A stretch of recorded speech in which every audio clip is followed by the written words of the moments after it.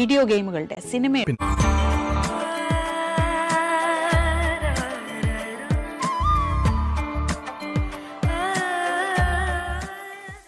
രാവിലെ തുടരുകയാണ്. ഇന്ന് ഒരുപാട് പ്രത്യേകതകളുള്ള ഒരു രാവിലെ സെഗ്മെന്റ് കൂടിയാണ്. അതിന്റെ വിശേഷങ്ങളിലേക്ക് പ്രേക്ഷകരെ എത്തിക്കാം. അതിനു മുൻപ് പ്രധാന തലക്കെട്ടുകളിലേക്ക്.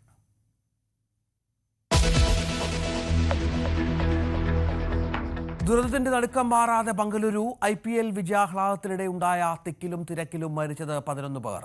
പരിക്കേറ്റ 47 പേരും അപകടനില തരണം ചെയ്തു. മജസ്റ്റിയിൽ അന്വേഷണം പ്രഖ്യാപിച്ച് കർണാടക സർക്കാർ. സമഗ്ര അന്വേഷണം വേണമെന്ന് BJP.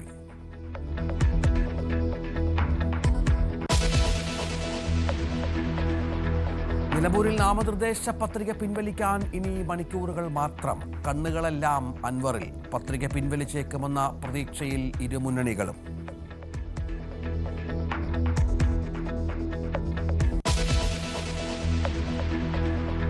മലപ്പുറത്തെക്കുറിച്ചുള്ള മുഖ്യമന്ത്രിയുടെ അഭിമുഖം നിലമ്പൂരിലെ പ്രചാരണ മുഖത്ത് ചർച്ചയാക്കി പ്രതിപക്ഷം. മലപ്പുറത്തെ ആക്ഷേപിച്ചവർക്ക് മുഖ്യമന്ത്രി സംരക്ഷണം നൽകിയെന്ന് AP അനിൽകുമാർ. പരാമർശം തിരുത്തുമോ എന്നും വെല്ലുവിളി. മുഖ്യമന്ത്രിക്കെതിരെ ലീഗും. തുടർച്ചയായ മലപ്പുറത്തിനെതിരെയുള്ള പരാമർശം നടത്തുന്നുവെന്ന് PK ഫിറോസ്.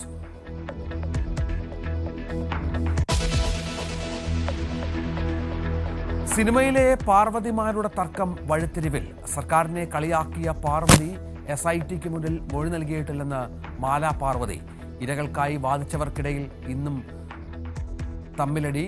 പാർവതിയുടെ മറുപടി എന്താകുമെന്ന് കാത്ത് സിനിമാ ലോകം.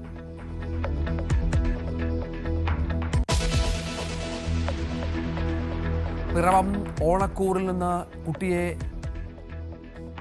കണ്ടെന്ന് പറഞ്ഞു വരുന്നത് ഏറെയും വ്യാജ ഫോൺ കോളുകൾ. കുട്ടിയെ കാണാതായിട്ട് ഇന്ന് 4ാം ദിവസം. ഒരു സൂചനയും ലഭിച്ചിട്ടില്ലെന്ന് പോലീസ്. അവസാനമായി ലഭിച്ചത് യൂണിഫോം മാറി വേറെ വസ്ത്രം ധരിക്കുന്ന ദൃശ്യങ്ങൾ.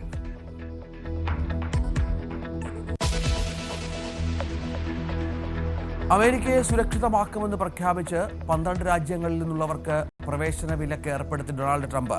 ക്യൂബ അടക്കമുള്ള 7 രാജ്യങ്ങളിൽ നിന്നുള്ളവർക്ക് ഭാഗിക വിലക്ക്. ജൂൺ 9-ന് വിലക്ക് പ്രാബല്യത്തിൽ വരും.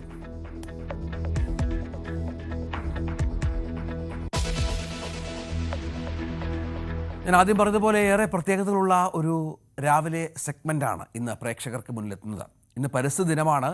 പരിസ്ഥിതിയെ കാത്തു പരിപാലിക്കേണ്ടതിൻ്റെ ആവശ്യകത നമുക്ക് മുന്നിൽ ഏറുകയാണ്. ഇതുതന്നെയാണ് നമുക്ക് മുന്നിലുള്ള പ്രധാന ദൗത്യവും. നമുക്കും കൈകോർക്കാം നമ്മുടെ പരിസ്ഥിതിക്കായി. രാവിലെ തിരുവനന്തപുരം മേനംകുളത്തുള്ള റീംസ് നഴ്സറിയിൽ നിന്നാണ് ആര്യ R ദേവൻ അവിടെ നിന്ന് തയ്യാറാണ്. പ്രേക്ഷകർക്ക് വിവിധ കാഴ്ചകൾ പരിചയപ്പെടുത്തും. നമുക്കറിയാം ഇന്ന് ഒരുപാട് വൃക്ഷത്തൈ വിതരണങ്ങളും ഫലവൃക്ഷത്തൈ വിതരണങ്ങളും ഒക്കെ ഉണ്ട്. അതിൽ പ്രധാന പങ്ക് വഹിക്കുന്ന ഒരു സ്ഥലം കൂടിയാണ് ഇവിടം. നമുക്ക് ആര്യയിലേക്ക് പോകാം.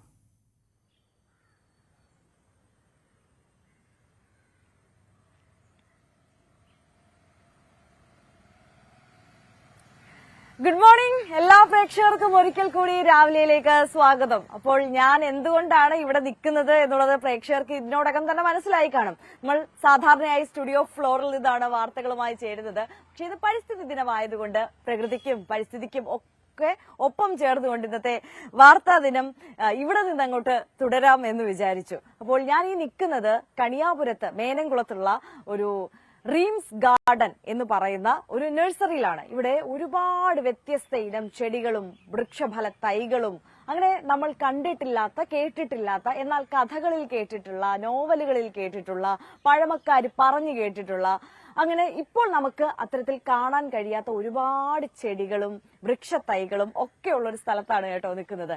Reams garden. റീംസ് ഗാർഡൻ എന്ന് പറഞ്ഞാൽ ഒരുപക്ഷെ ഒരുപാട് പ്രേക്ഷകർക്ക് ഇതിനോടകം തന്നെ മനസ്സിലായി കാണും. കാരണം നിങ്ങൾ യൂട്യൂബിലൂടെയും ഇൻസ്റ്റഗ്രാം റീൽസിലൂടെയും ഒക്കെ ഈ സ്ഥലത്തെക്കുറിച്ചും ഇതിന്റെ ഓണറെ കുറിച്ചും ഒക്കെ നല്ല പരിചിതരായിരിക്കും. അപ്പൊ ഞാൻ സമയം കളയാതെ തന്നെ ആ റീംസ് ഗാർഡൻസിന്റെ ഓണറെ ഇങ്ങ് വിളിക്കുകയാണ്. റീംസ് നമുക്കൊപ്പം ചേരുകയാണ്. നമസ്കാരം, വെൽക്കം. അപ്പം ഞാൻ തുടക്കത്തിൽ പറഞ്ഞ പോലെ തന്നെ ഒരുപാട് വ്യത്യസ്തമാർന്ന തൈകളുള്ള ഒരു സ്ഥലത്ത് നിന്നാണ് ഞാൻ ചേരുന്നത്. അപ്പോൾ ഇന്നത്തെ ഒരു ദിവസം നിങ്ങളെ പരിചയപ്പെടുത്താൻ ഏറ്റവും അനുയോജ്യമായ ഒരു സ്ഥലം എന്ന് തന്നെ വേണമെങ്കിൽ പറയാം. കാരണം ജൂൺ 5 പരിസ്ഥിതി ദിനമായി ഇന്നത്തെ ഒരു ദിവസമെങ്കിലും നമ്മൾ ഒരു മരമെങ്കിലും നടണ്ടേ, ഒരു ചെടിയെങ്കിലും നടണ്ടേ, ആ ഒരു സന്ദേശം പ്രേക്ഷകരിലേക്ക് എത്തിക്കുക എന്നുള്ള ഉദ്ദേശം മാത്രമേ ഇവിടെ വെച്ച് ഇന്നത്തെ നമ്മുടെ വാർത്താ ദിനം തുടരുന്നത് കൊണ്ട് ഉദ്ദേശിക്കുന്നുള്ളൂ. അപ്പോൾ നമുക്ക് വാർത്തകളും വിശേഷങ്ങളും ഒക്കെ കാണണം. ഇന്നത്തെ എല്ലാ പ്രധാനപ്പെട്ട വാർത്തകളിലേക്കും ഇന്ന് നമ്മൾ പോകുന്നുണ്ട്. പക്ഷെ അതിനോടൊപ്പം തന്നെ നിങ്ങൾക്ക് വേണ്ടിയിട്ട് പുതിയ വൃക്ഷത്തൈകളും ചെടികളും ഒക്കെ പരിചയപ്പെടുത്തുകയാണ്. അപ്പൊ ഞാൻ തുടക്കത്തിൽ സൂചിപ്പിച്ചതുപോലെ തന്നെ ഒരു പക്ഷേ നമ്മൾ അങ്ങനെ കണ്ടിട്ടില്ലാത്ത കേട്ടിട്ടില്ലാത്ത ഒരുപാട് ചെടികളാണ് കേട്ടോ ഇത് നമ്മൾ പരിചയപ്പെടാൻ പോകുന്നത്. അപ്പൊ ആദ്യം തന്നെ എനിക്ക് റീംസ് ഗാർഡനെ കുറിച്ച് കണ്ടപ്പോഴും അറിഞ്ഞപ്പോഴും ഒക്കെ വ്യത്യസ്തമായിട്ട് തോന്നിയിട്ടുള്ള ഒരു കാര്യം എന്താണെന്നറിയോ? ആ ചെടിയെ കുറിച്ച് തന്നെ പറഞ്ഞ് നമുക്ക് തുടങ്ങാം എന്ന് തോന്നുന്നു. മറ്റൊന്നുമല്ല, ശംഖുപുഷ്പം. ശംഖുപുഷ്പം നമുക്ക് എല്ലാവർക്കും അറിയാം, ഒരുപാട് ഔഷധ ഗുണമുള്ളതാണ്. നമ്മുടെ ഒക്കെ മിക്കവരുടെയും വീട്ടിലുണ്ടാവും. അതിന്റെ ഭംഗിയൊന്നും വേറെ തന്നെയാണ്. പക്ഷേ നമുക്കെല്ലാം ശംഖുപുഷ്പത്തെ ഒരു ചെടിയായിട്ടല്ല അറിയത്തുള്ളൂ. ഒരു വള്ളിപ്പടർപ്പ് പോലെ ഇങ്ങനെ പടർന്നു കയറുന്ന ഒരു ചെടിയായിട്ട് മാത്രമേ അറിയത്തുള്ളൂ. പക്ഷേ ശംഖുപുഷ്പം ശരിക്കും ഒരു മരമാണെന്ന് പറഞ്ഞാൽ നിങ്ങൾ ഞെട്ടുവോ? ഞാൻ ഞെട്ടി കേട്ടോ. നിങ്ങൾ എത്ര പേർക്ക് അറിയാമെന്ന് എനിക്ക് അറിഞ്ഞുകൂടാ, ഒരുപക്ഷെ അറിയുന്ന ആളുകളും ഉണ്ടാകും. എന്നാൽ ശംഖുപുഷ്പം ഒരു മരമാണ്, ഒരു വലിയ മരം. ആ മരം ദേ ഇവിടെ ഉണ്ട്. നമ്മൾ ആ വ്യത്യസ്തതയിൽ നിന്ന് തന്നെയാണ് ഇന്നത്തെ വാർത്താ ദിനം, നമ്മുടെ പരിസ്ഥിതി ദിന സ്പെഷ്യൽ രാവിലെ തുടരുന്നത്. അപ്പൊ റീംസ് പറഞ്ഞു തുടങ്ങിക്കോ. എന്നേക്കാൾ കൂടുതൽ എന്തായാലും ഈ വിഷയത്തെ കുറിച്ച് അറിയാവുന്നത് റീംസിന് തന്നെ ആയിരിക്കുമല്ലോ. ശംഖുപുഷ്പം മരം ഞങ്ങൾക്ക് വളരെ അത്ഭുതമായിട്ട് തോന്നുന്ന ഒരു കാര്യമാണ് കേട്ടോ. ഈ ശംഖുപുഷ്പം മരത്തെ എവിടുന്ന് കിട്ടി? ഇതെനിക്ക് ബാംഗ്ലൂരിൽ നിന്നാണ് കിട്ടിയത്. ഇത് ശംഖുപുഷ്പം മരമാണ്. ക്ലിറ്റോറിയ ആർബോറിയ അല്ലെങ്കിൽ ബട്ടർഫ്ലൈ പീ ട്രീ എന്നൊക്കെ അറിയപ്പെടുന്ന ഒരു അടിപൊളി മരമാണ് കേട്ടോ. ശരിക്കും സാധാരണ ശംഖുപുഷ്പത്തെക്കാട്ടിയും കുറച്ചുകൂടെ വലിയ പൂക്കളാണ് ഇതിൽ വരുന്നത്. കുറെ കൂടെ കളറുണ്ട്. ഒരു ഡാർക്ക് വയലറ്റ് കളറിലാണ് ഇത് പിടിക്കുക. ഇതിന് ഔഷധ ഗുണങ്ങളൊക്കെ ഉണ്ടോ എന്നുള്ളതൊക്കെ പഠനങ്ങൾ നടന്നുകൊണ്ടിരിക്കണേ ഉള്ളൂ. കറക്റ്റ് അറിയില്ല. കേരളത്തിൽ ഇത് സാധാരണ കണ്ടുവരുന്ന ശംഖുപുഷ്പമല്ല. അല്ല, സാധാരണ കണ്ടുവരുന്നത് നമ്മൾ വള്ളിച്ചെടിയാണല്ലോ. ഇതങ്ങനെയല്ല, ഇത് മരമാണ്. കണ്ടോ, ഇത്രയും വലിയ മരമായിട്ട് നിന്നിട്ട് അത് സീസൺ ഇല്ലാതെ തന്നെ എപ്പോഴും പൂക്കുന്ന ഒരിതാണ്. നമ്മളൊരു തൈ നട്ട് കഴിഞ്ഞാൽ ഏതാണ്ട് 1-1.5 വർഷത്തിനുള്ളിൽ തന്നെ പൂക്കൾ തന്നു തുടങ്ങും.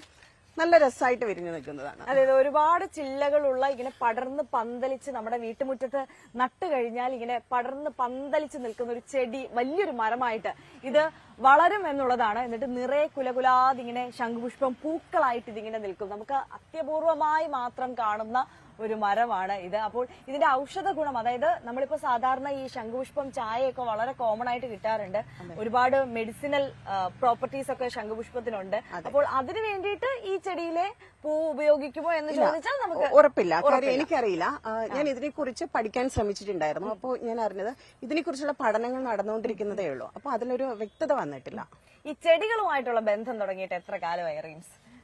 ഒരു 6 വർഷത്തോളമായി. 6 വർഷത്തോളമായിട്ട് ഈ നഴ്സറി നടത്തുന്നുണ്ട്. അതെ, 6 വർഷത്തോളമായിട്ട് നഴ്സറി നടത്തുന്നുണ്ട്. ചെറുപ്പം മുതല് ഈ ചെടികള്, എനിക്ക് ചെടികൾ ഭയങ്കര ഇഷ്ടമായിരുന്നു. എന്റെ പപ്പയും മമ്മിയൊക്കെ വീട്ടിൽ നന്നായിട്ട് ചെടികൾ വളർത്തിയാണ് കണ്ടുള്ള പരിചയമുണ്ട്.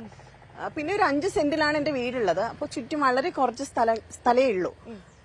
അപ്പോ ഒരിക്കലും എനിക്കൊരു ചെറിയ ആക്സിഡന്റ് ഒക്കെ വന്നിട്ടുണ്ടായിരുന്നു. അപ്പോൾ വീട്ടിൽ നിന്ന് പുറത്തു പോകാൻ പറ്റാത്തൊരു സിറ്റുവേഷനിൽ ഇരുന്ന സമയത്ത് കഴക്കൂട്ടത്തൂടെ പോകുന്ന സമയത്ത് അവിടെ ഇങ്ങനെ ജെറിബ്ര തൈകൾ കണ്ടു. ജെറിബ്ര തൈകൾ ഒരു ഗാർഡനിൽ വെച്ചിരിക്കുന്നത് കണ്ടു. അതിന്റെ ഒരു ഭംഗി കണ്ട് ഇഷ്ടപ്പെട്ട് വീട്ടിൽ വാങ്ങിച്ചിട്ട് വെച്ച് വളർത്തി. പിന്നെ അതൊരു ക്രേസായി. കുറെ നാൾ വെറുതെ ഇരുന്ന് അതിലോട്ട് പോയപ്പോൾ അതൊരു ക്രേസായി. അങ്ങനെ പിന്നെ ഈ ഗാർഡനിങ്ങിലേക്ക് വന്നതാണ്. അപ്പൊ ഈ ഗാർഡനിങ് നഴ്സറി എന്നൊക്കെ പറയുമ്പോൾ സാധാരണയായിട്ട് നല്ല ഭംഗിയുള്ള കുറെ പൂക്കളുടെ വെറൈറ്റി ഉള്ള സ്ഥലങ്ങളായിരിക്കും നമ്മൾ പൊതുവെ കാണാറ്. അതെ. അവിടെ നിന്ന് ഈ വ്യത്യസ്തമാർന്ന മരങ്ങൾ, അതിന്റെ തൈകൾ വിൽക്കാമെന്ന് ആലോചിച്ചത് എന്തുകൊണ്ടാ? സത്യം പറഞ്ഞാൽ എനിക്ക് പഴയകാല പൂക്കളോട് ഭയങ്കര ഇഷ്ടമാണ്.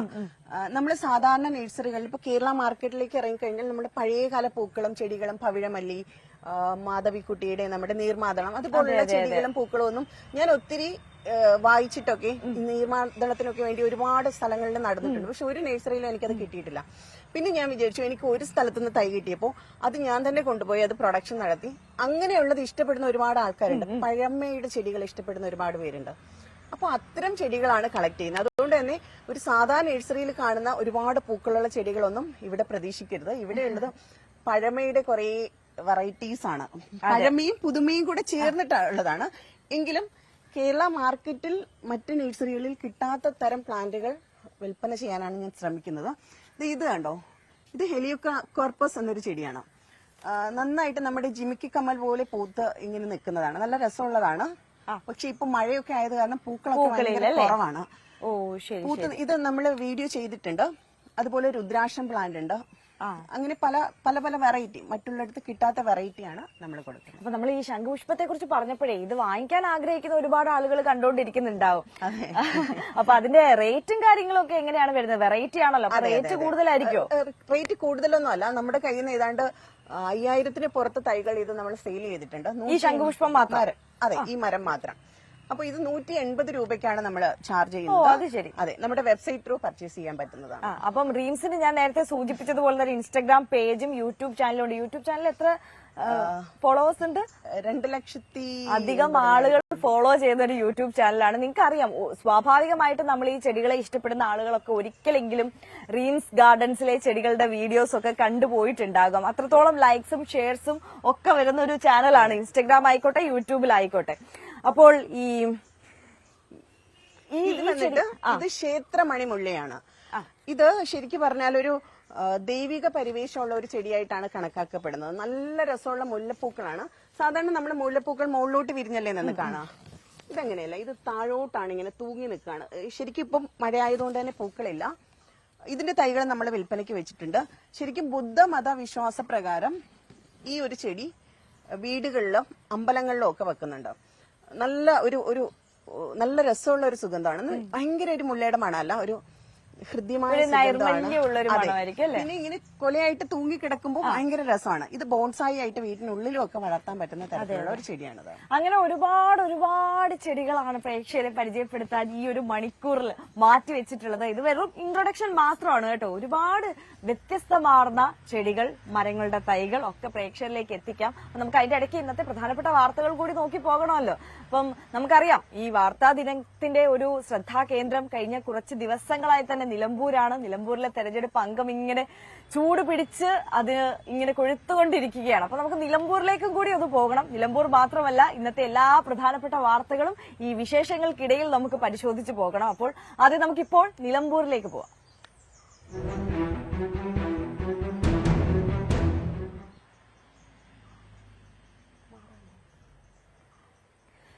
പി വി അൻവർ അവസാന നിമിഷം നാമനിർദ്ദേശ പത്രിക പിൻവലിക്കുമോ എന്ന ആകാംക്ഷയിലാണ് ഇപ്പോൾ രാഷ്ട്രീയ കേരളം ഉള്ളത്.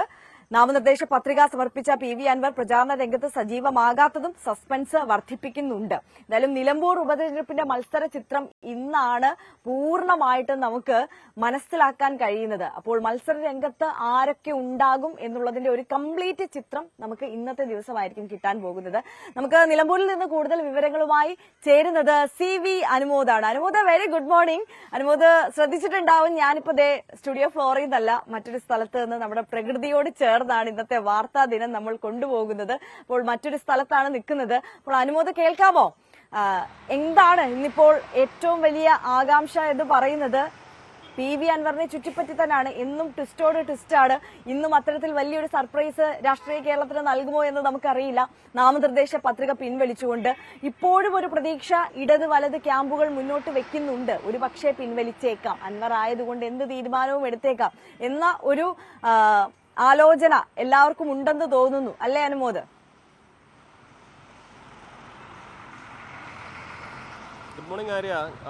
പി വി അൻവറിനെ സംബന്ധിച്ച് ഈ തെരഞ്ഞെടുപ്പിൽ നൽകാൻ കഴിയുന്ന ഏറ്റവും പ്രധാനപ്പെട്ട ഒരു ട്വിസ്റ്റ് അത് നൽകുന്നുണ്ടെങ്കിൽ അത് ഇന്നാണ്. കാരണം പത്രിക പിൻവലിക്കാനുള്ള അവസാന ദിവസം ഇന്നാണ്. ഇന്ന് വൈകുന്നേരം 3 മണി വരെയാണ് സമയമുള്ളത്. പക്ഷേ അൻവർ പത്രികയെ പിൻവലിക്കാനുള്ള സാധ്യത തുലവും വിരളമാണ് എന്ന് തന്നെ വേണം നമുക്ക് വിലയിരുത്തുവാൻ. 2 കാര്യങ്ങളാണ്. ഒന്ന്, അൻവർ ഇനി പത്രിക പിൻവലിച്ചിട്ട് UDF പിന്തുണ പ്രഖ്യാപിച്ചിട്ട് പ്രത്യേകിച്ച് ഒന്നും ചെയ്യാൻ കഴിയുകയില്ല. കാരണം UDF സ്ഥാനാർത്ഥിക്കെതിരെയും അതേപോലെ ഇപ്പോഴത്തെ സംവിധാനത്തിനെതിരെയും ഒരു വിമർശനങ്ങൾ ഉന്നയിക്കാവുന്നതിന് പരമാവധി അൻവർ ഉന്നയിച്ചു കഴിഞ്ഞിട്ടുണ്ട്. LDF-നെതിരെയാണെങ്കിലും UDF-നെതിരെയാണെങ്കിലും. അപ്പോൾ ഇനി അൻവർ പത്രിക പിൻവലിച്ച് UDF പിന്തുണ വാഗ്ദാനം ചെയ്തുകൊണ്ട് പ്രത്യേകിച്ച് മാറ്റങ്ങളൊന്നും ഉണ്ടാകാൻ പോകുന്നില്ല. ഇനി അൻവറിന് ചെയ്യാൻ കഴിയുന്ന ഒരു കാര്യം മത്സരിച്ച് പരമാവധി വോട്ട് പിടിച്ച് മുന്നണികളെ സമ്മർദ്ദത്തിലാക്കുക, തൻ്റെ രാഷ്ട്രീയമായ അസ്തിത്വം അത് അടയാളപ്പെടുത്തുന്ന തരത്തിലേക്കൊരു പോരാട്ടം നടത്തുക എന്നുള്ളതാണ്. അപ്പോൾ അതിന് അൻവർ തയ്യാറാണ് എന്ന തരത്തിൽ തന്നെയാണ് അൻവറിൻ്റെ ക്യാമ്പിൽ നിന്നുള്ള വിവരങ്ങൾ. ഇന്നലെ അൻവർ ഈ നിലമ്പൂർ മണ്ഡലത്തിൻ്റെ ഭാഗമായിട്ടുള്ള 8 ഇടങ്ങളിൽ 7 പഞ്ചായത്തുകളിലും നഗരസഭയിലും തെരഞ്ഞെടുപ്പ് കമ്മിറ്റികളെയൊക്കെ രൂപീകരിച്ചിട്ടുണ്ട്. അതിൻ്റെ കമ്മിറ്റി ആളുകളെയും ചുമതലപ്പെടുത്തിയിട്ടുണ്ട്. പ്രചരണ പ്രവർത്തനങ്ങളുമായി മുന്നോട്ട് പോകുന്നു എന്ന സൂചനകൾ തന്നെയാണ് ലഭിക്കുന്നത്. ഇന്ന് അൻവറിൻ്റെ ചിഹ്നം എന്താണെന്ന് അറിഞ്ഞതിന് ശേഷം കൂടുതൽ ഈ പ്രചരണത്തിൻ്റെ സംവിധാനങ്ങൾ, ഫ്ലക്സ് ആണെങ്കിലും മറ്റ് അടയാള ചിത്രങ്ങളാണെങ്കിലും അതൊക്കെ ആയിട്ട് ഇറങ്ങും എന്നുള്ളതാണ് നമുക്ക് അറിയാൻ കഴിയുന്ന കാര്യം. പക്ഷേ ഇവിടെ ഇന്നലെ വാർത്താ സമ്മേളനത്തിനിടെ നമ്മൾ പറഞ്ഞപ്പോൾ തന്നെ അൻവറിനോട് നമ്മൾ ചോദിച്ചിരുന്നു. അപ്പോൾ കൃത്യമായ വന്ന മറുപടിയും ഇനി മരിച്ചാലും മരിക്കണം, പിൻവലിക്കണം എന്നാണ്. പക്ഷേ അദ്ദേഹത്തിൻ്റെ പ്രചരണത്തിലേക്ക് അദ്ദേഹം ഈ 7-ാം തീയതിക്ക് ശേഷമേ ഇറങ്ങുള്ളൂ എന്നൊക്കെ പറഞ്ഞ് ആദ്യഘട്ടത്തിൽ അത്ര സജീവമാകില്ല എന്ന കാര്യങ്ങളൊക്കെ പറയുമ്പോൾ എന്തെങ്കിലും ഇനി ട്വിസ്റ്റുകൾ ബാക്കിയുണ്ടോ എന്ന ചോദ്യമൊക്കെയാണ് ഉയരുന്നത്. എന്താണെങ്കിലും 3 മണിയോടെ ഇന്ന് അറിയാനാകും. നിലവിലെ സാഹചര്യത്തിൽ അൻവർ മത്സരവുമായി മുന്നോട്ട് പോകുക തന്നെ ചെയ്യും എന്നാണ് അൻവറിൻ്റെ ക്യാമ്പിൽ നിന്ന് അറിയാൻ കഴിയുന്നത്. കാരണം നിലവിൽ അൻവറിനെ സംബന്ധിച്ച് ഈ ഘട്ടത്തിൽ ഇനി UDF-ലേക്കോ മറ്റ് ഏതെങ്കിലും തരത്തിലേക്കോ മാറാനുള്ള ഒരു സാധ്യത, പിന്തുണ അറിയിക്കാനുള്ള സാധ്യത വളരെ കുറവാണ്. അതുകൊണ്ട് തന്നെ അൻവർ മത്സരിക്കും എന്ന് തന്നെ വേണം കരുതുവാൻ. അങ്ങനെ തന്നെയാണ് എന്നാണ് അൻവറും ഇന്നലെ പറഞ്ഞത്. ആര്യ. തീർച്ചയായും CV അനുമോദാണ് നിലമ്പൂരിൽ നിന്ന് നമുക്കൊപ്പം വിവരങ്ങളുമായി ചേർത്തത്. എന്തായാലും അനുമോദ് സൂചിപ്പിച്ചതുപോലെ തന്നെ അൻവർ അങ്ങനെ പിന്മാറാനുള്ള സാധ്യതയൊന്നുമില്ല. അൻവർ ക്യാമ്പിൽ നിന്ന് നമുക്ക് ലഭിക്കുന്ന സൂചനകൾ അത്തരത്തിൽ തന്നെയാണ്. പക്ഷേ അൻവർ ആയതുകൊണ്ട് എന്താകുമെന്നുള്ള ഒരു ആകാംക്ഷ മാത്രമാണ് നിലനിൽക്കുന്നത്. ഇന്നലെ അൻവർ പറഞ്ഞത് മരിച്ചാലും പത്രിക പിൻവലിക്കില്ല എന്നതാണ്. പക്ഷേ പറഞ്ഞത് പലതും മാറ്റി പറഞ്ഞ അൻവർ ഇതിൽ ഉറച്ചു നിൽക്കുമോ, മാറുമോ എന്നതാണ് ആകാംക്ഷ അൻവറിന്റെ ഇന്നലത്തെ ആ പ്രതികരണത്തിലേക്ക്. 25,000 വോട്ടിന് നിങ്ങൾ എഴുതി വെച്ചോ. 75 വോട്ടിന് അവിടെ PV അൻവർ വിജയിച്ച് കയറും. 75,000 വോട്ട് അൻവർ പിടിക്കും. അത് അൻവറിന്റെ വോട്ടല്ല, ജനങ്ങളെ വോട്ടാണ്. Around 70,000 to 75,000 vote.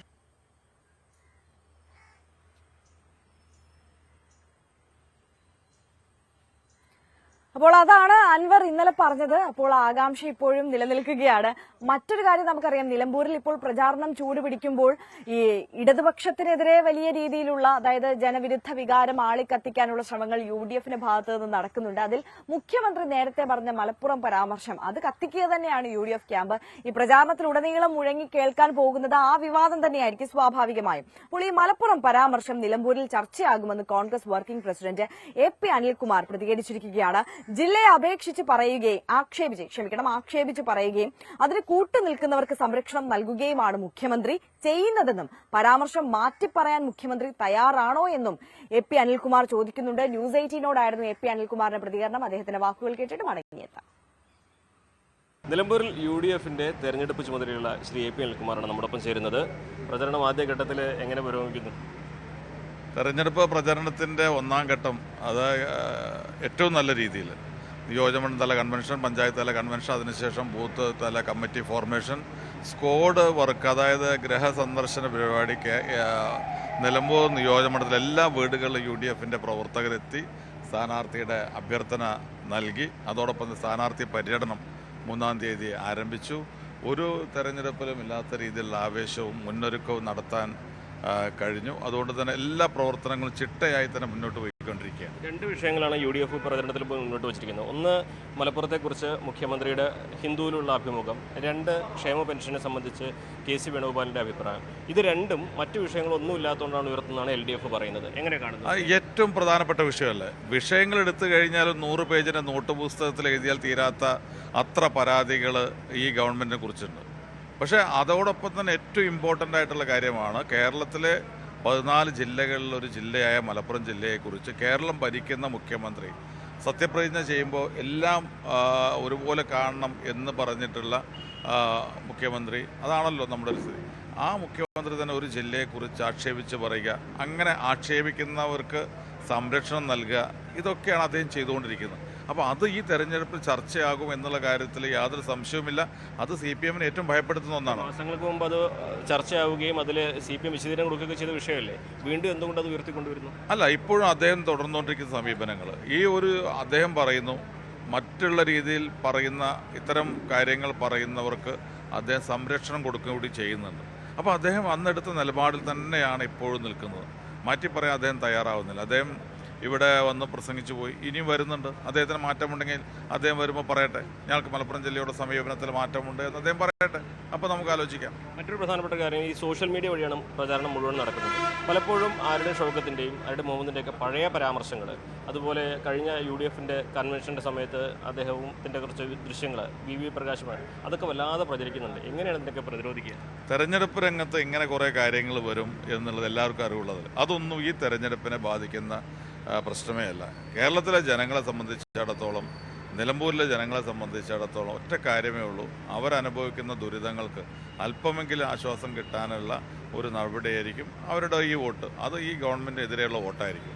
അതായിരിക്കും 23-ാം തീയതി നമുക്ക് റിസൾട്ട് വരുമ്പോൾ കാണാൻ കഴിയുക. ഒറ്റ കാര്യം കൂടി, ഇപ്പോൾ ഈ മലപ്പുറത്തിൻ്റെ അഭിമുഖത്തിൻ്റെ പരാമർശം അത് പണ്ട് അൻവർ ഉന്നയിച്ചതാണ് അദ്ദേഹം അവകാശപ്പെടുന്നുണ്ട്. അത് UDF ഏറ്റെടുത്തു എന്നാണ് അദ്ദേഹം പറയുന്നത്. ഏറ്റവും സന്തോഷം എന്നാണ് പറയുന്നത്. അങ്ങനെയുള്ള ഉന്നയിച്ച കാര്യങ്ങൾ ഏറ്റെടുക്കുന്നതിൽ UDFന് തെരഞ്ഞെടുപ്പ് രംഗത്ത് എങ്ങനെയാണ് കാണുന്നത്? അല്ല, ഞങ്ങൾ കുറേ കാലങ്ങളായി ഉയർത്തിക്കൊണ്ടിരിക്കുന്ന കുറേ കാര്യങ്ങളുണ്ട്. അതാണ് ഞങ്ങൾ പറഞ്ഞുകൊണ്ടിരിക്കുന്നത്. അപ്പോൾ ആ കാര്യങ്ങളോട് സഹകരിച്ചും അതിനെ എതിർത്തും സംസാരിക്കുന്നവരൊക്കെ ഉണ്ട്. പക്ഷേ ഞങ്ങൾ പറഞ്ഞ കാര്യങ്ങൾ ഉറച്ചു നിൽക്കുന്നു. മുമ്പ് പറഞ്ഞ കാര്യങ്ങൾ ഉറച്ചു നിൽക്കുന്നു. ഇപ്പോഴും പറഞ്ഞുകൊണ്ടിരിക്കുന്നു. ഇനിയും പറഞ്ഞുകൊണ്ടിരിക്കും. അതിന് ഉത്തരം നൽകാനുള്ള ബാധ്യത ഗവൺമെൻറ്റിനുണ്ട്, മുഖ്യമന്ത്രിക്കുണ്ട്. എത്ര ഭൂരിപക്ഷമാണ് ഇപ്പോൾ UDF പ്രതീക്ഷിക്കുന്നത് ആദ്യഘട്ടത്തിൽ? ഞാൻ പറഞ്ഞതിൽ മുമ്പും പറഞ്ഞിട്ടുണ്ട്, നിലമ്പൂരിൻ്റെ ചരിത്രത്തിലെ ഏറ്റവും വലിയ ഭൂരിപക്ഷമായിരിക്കും ശ്രീ ആര്യടൻ ഷൗക്കത്തിന് ഈ തെരഞ്ഞെടുപ്പ് ലഭിക്കുക, UDFന് ലഭിക്കുക. മലപ്പുറം അഭിമുഖം രാഷ്ട്രീയ വിഷയമായി തന്നെ ഇനിയുള്ള ദിവസങ്ങളിലും ഉയർത്തുമെന്നും മുഖ്യമന്ത്രി തിരുത്തും വരെ അത് ചർച്ച ചെയ്യുമെന്നും AP അൽകുമാർ പറയുമ്പോൾ ഈ ഒരു തെരഞ്ഞെടുപ്പിൽ ഏറ്റവും അധികം ചർച്ച ചെയ്യിക്കാൻ UDF ഉദ്ദേശിക്കുന്നത് ഇത്തരത്തിലുള്ള പരാമർശങ്ങളാണെന്ന് വ്യക്തമാണ്. പ്രജിത് കോങ്ങാടിനൊപ്പം CV അനുമോദ്, ന്യൂസ് 18. അങ്ങനെ ഒരുപാട് വിഷയങ്ങൾ അവിടെ ഇങ്ങനെ ചർച്ചയായിക്കൊണ്ടിരിക്കുകയാണ്. നമുക്കറിയാം, ഇടത് വലത് ക്യാമ്പുകൾ ഒരുപാട് വിഷയങ്ങൾ ചർച്ചയാക്കുന്നുണ്ട്.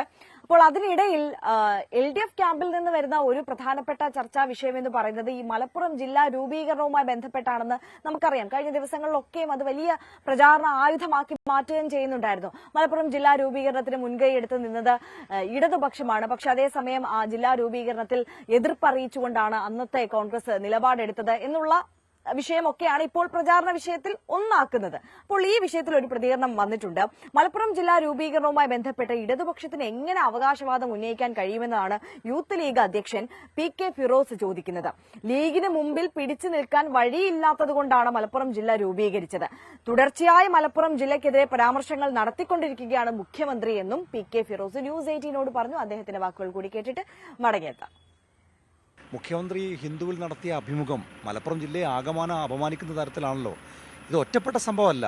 തുടർച്ചയായി മലപ്പുറം ജില്ലക്കെതിരായി, മലപ്പുറം ജില്ലയിലെ ജനങ്ങൾക്കെതിരായി അവർ നടത്തിക്കൊണ്ടിരിക്കുന്ന പരാമർശങ്ങൾ കാണുമ്പോൾ ജില്ലയെ ആകെ അപമാനിക്കുന്ന തരത്തിലുള്ളതാണല്ലോ. ഏറ്റവും ഒടുവിൽ പ്രിയങ്ക ഗാന്ധി വിജയിച്ചപ്പോൾ ആ വിജയം ന്യൂനപക്ഷ വർഗീയതയാണ് വിജയത്തിൻ്റെ പിന്നിലെന്ന് പറയുന്നത് പോളിറ്റ് ബ്യൂറോ മെമ്പറാണ്. മലപ്പുറത്തിൻ്റെ ഉള്ളടക്കം വർഗീയമാണെന്ന് പറഞ്ഞത് കടകംപള്ളി സുരേന്ദ്രനാണ്. ഞങ്ങൾ മലപ്പുറം ജില്ലയിലെ വോട്ടർമാരെ സമീപിക്കുമ്പോൾ അവർ ഞങ്ങളോട് ഇങ്ങോട്ട് ചോദിക്കുകയാണ്, ഞങ്ങളെ അപമാനിച്ച മുഖ്യമന്ത്രിക്കെതിരെ നിങ്ങൾ എന്തുകൊണ്ടാണ് സംസാരിക്കുന്നതെന്ന് അവർ ഓർത്തുകൊണ്ട് ഞങ്ങളോട് പറയാം. സ്ഥാനാർത്ഥി M സ്വരാജ് മാധ്യമങ്ങളെ കാണുന്നുണ്ട്. തത്സമയത്തിലേക്ക് അതിൻ്റെയൊക്കെ പ്രാധാന്യം മനസ്സിലാവുന്നു. അപ്പോൾ ഒരു വീട്ടിൽ പ്രായമായ 2 പേർ മാത്രമാണുള്ളതെന്നിരിക്കട്ടെ, ആ 2 പേർക്ക് ഒരു മാസം 3200 രൂപ പെൻഷൻ കിട്ടും. എല്ലാമായി എന്ന് പറയാൻ പറ്റില്ല, പക്ഷേ അത്യാവശ്യ കാര്യങ്ങൾ നിർവഹിക്കാൻ, പട്ടിണി കിടക്കാതിരിക്കാൻ, അരി വാങ്ങിക്കാൻ അത് ഉതകും, കഞ്ഞി കുടിച്ച് ജീവിക്കാൻ അത് ഉതകും. അതൊരു വലിയ കാര്യമാണ്. അപ്പോൾ അത് വർദ്ധിപ്പിക്കണം എന്നാണ് ഞങ്ങളുടെ നിലപാട്. ഒരു 2500 രൂപയെങ്കിലുമായി ഈ ക്ഷേമ പെൻഷൻ വർദ്ധിപ്പിക്കണം എന്നതാണ് ഞങ്ങളുടെ നിലപാട്. നിർഭാഗ്യവശാൽ മറ്റു ചിലർക്ക് ആ നിലപാടില്ല. അവരിതിനെ എതിർക്കുന്നു. അത് ഞാൻ പറഞ്ഞല്ലോ, ഇന്നലത്തെ ഒരു പ്രസ്താവന മാത്രമല്ല.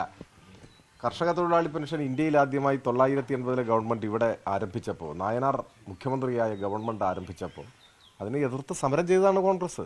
അവർ ആ നയം തെറ്റാണ് എന്ന് പറഞ്ഞിട്ടുണ്ടോ എന്ന് എനിക്കറിയില്ല. വേണമെങ്കിൽ അവർക്ക് പറയാം, ഞങ്ങളന്ന് പെശക് പറ്റി, ഞങ്ങൾ അത് ചെയ്യാൻ പാടില്ലായിരുന്നു, അങ്ങനെ ആരെങ്കിലും പരസ്യമായി പറഞ്ഞോ എന്ന് എനിക്കറിയില്ല. അന്ന് അവരതിനെ എതിർത്തു, സമരം ചെയ്തു. ആ എതിർപ്പ് മനസ്സിലാക്കിയിട്ടാണ്, ആ എതിർപ്പിനെ അതിജീവിച്ചിട്ടാണ് കേരളത്തിൽ ഈ പെൻഷനുമായി മുൻപോട്ട് പോകാൻ സാധിച്ചത്. അങ്ങനെ ഇപ്പോൾ ഈ നിലയിൽ എത്തി നിൽക്കുന്നു. ഈ ഒരു ഘട്ടത്തിൽ അതൊരു കൈക്കൂലിയാണെന്ന് പറഞ്ഞാൽ ഈ വാങ്ങുന്ന ആളുകളുടെ അഭിമാനത്തെ ചോദ്യം ചെയ്യലാണ്. അത് പറയാൻ പാടില്ലായിരുന്നു. അതാണ് എൻ്റെ അഭിപ്രായം. ഞാനതിൽ ഉറച്ചു നിൽക്കുന്നു.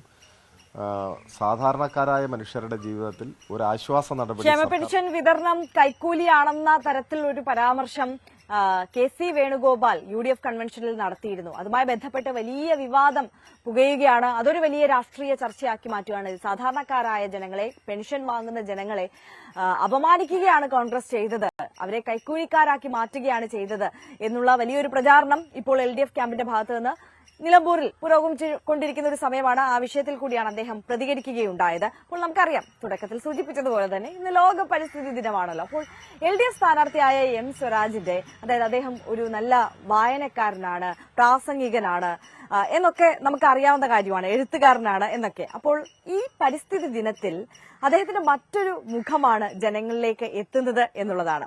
പുസ്തകങ്ങളെ പോലെ തന്നെ മരങ്ങളെയും സ്നേഹിക്കുന്ന സ്വരാജ് വീടിന് സമീപമുള്ള 18 സെന്റിൽ വ്യത്യസ്തമായ കാർഷിക വിളകൾ നട്ടുവളർത്തുന്നുണ്ട്. വളർത്തിയാൽ വധശിക്ഷ വരെ ലഭിക്കാമായിരുന്ന വൃക്ഷങ്ങൾ വരെ സ്വരാജിന്റെ ശേഖരത്തിലുണ്ട് കേട്ടോ. അപ്പോൾ ആ സ്വരാജിന്റെ തോട്ടം ഒന്ന് കണ്ടിട്ട് വന്നാലോ? സുഗന്ധം വരും എന്നാണ് ഒരു വിശ്വാസം. അത് ഇതിലുണ്ടായിട്ട് നമുക്ക് കഴിച്ചു നോക്കിയാൽ മാത്രമേ സത്യമാണെന്ന് പറയാൻ പറ്റുള്ളൂ. അത്രമാത്രം വിശിഷ്ടമാണെന്ന് കരുതപ്പെട്ടതുകൊണ്ട് ഇത് രാജാക്കന്മാർക്കും റാണിമാർക്കും ഒക്കെ മാത്രമേ ഉപയോഗിക്കാൻ സ്വാതന്ത്ര്യം ഉണ്ടായിരുന്നു.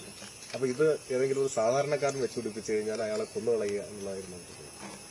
അതിന്റെ പിന്നിൽ ഈ സ്വേച്ഛാധികാര വാഴ്ചയുടെ ഒരു അധികാര പ്രമത്തതയുടെ ഒരു ആശയം കൂടി വരുന്നുണ്ട്.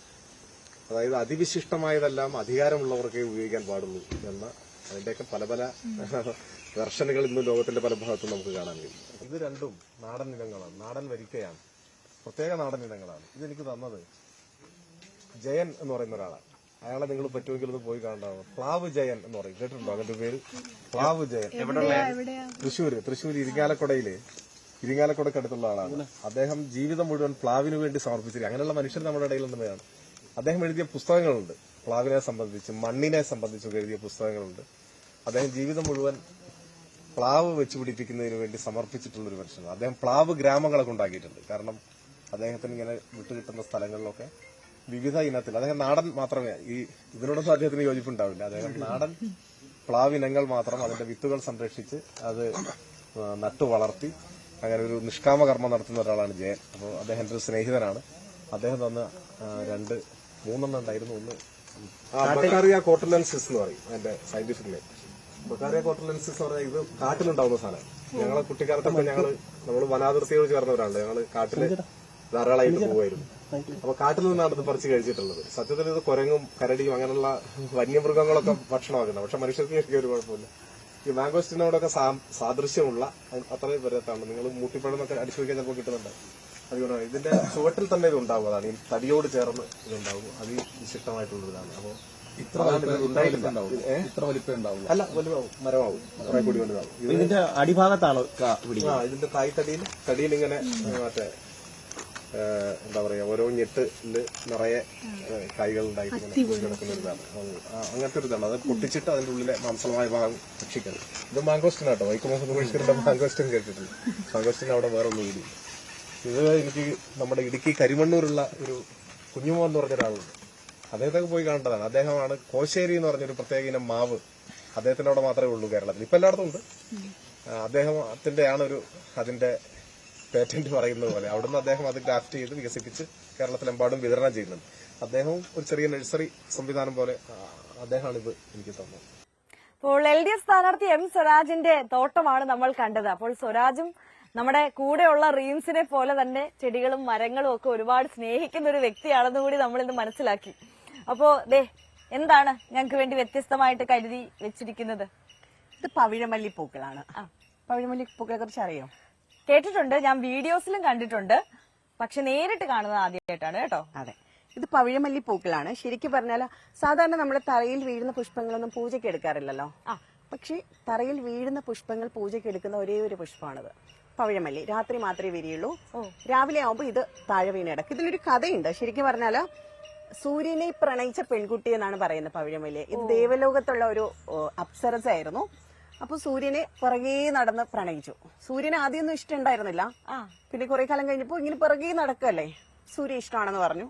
ഇങ്ങനെ മാരേജ് ചെയ്യാനായിട്ട് പോയി. പക്ഷെ സൂര്യൻ ഒരു കണ്ടീഷൻ വെച്ചു. എന്താ അറിയോ, എത്രയൊക്കെ തടസ്സങ്ങൾ വന്നാലും അല്ലെങ്കിൽ ഏത് സാഹചര്യത്തിലായാലും സൂര്യനെ വിട്ട് പിരിഞ്ഞു പോകാൻ പാടില്ല.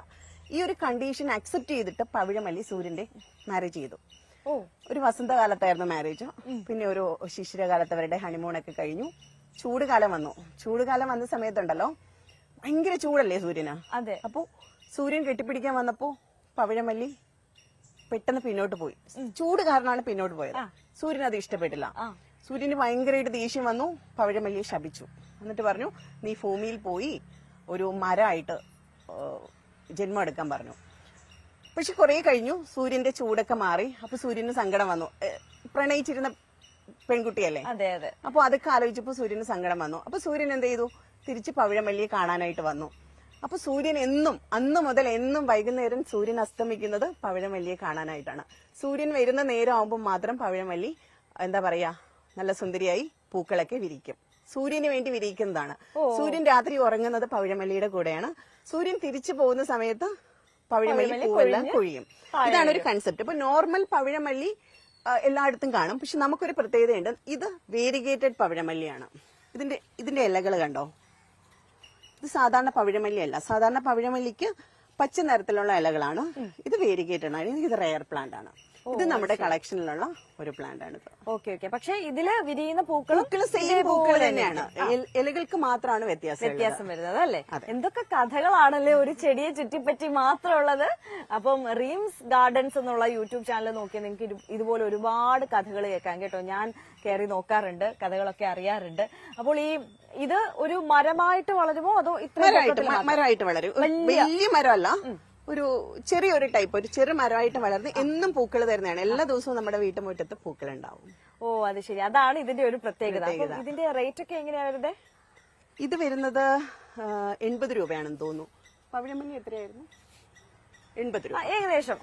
നമുക്ക് എല്ലാവർക്കും അഫോർഡ് ചെയ്യാൻ പറ്റുന്ന റേറ്റിൽ മാത്രമേ ഇവിടെ ചെടികൾ ഉള്ളൂ എന്നതും ഒരു പ്രത്യേകതയാണ്.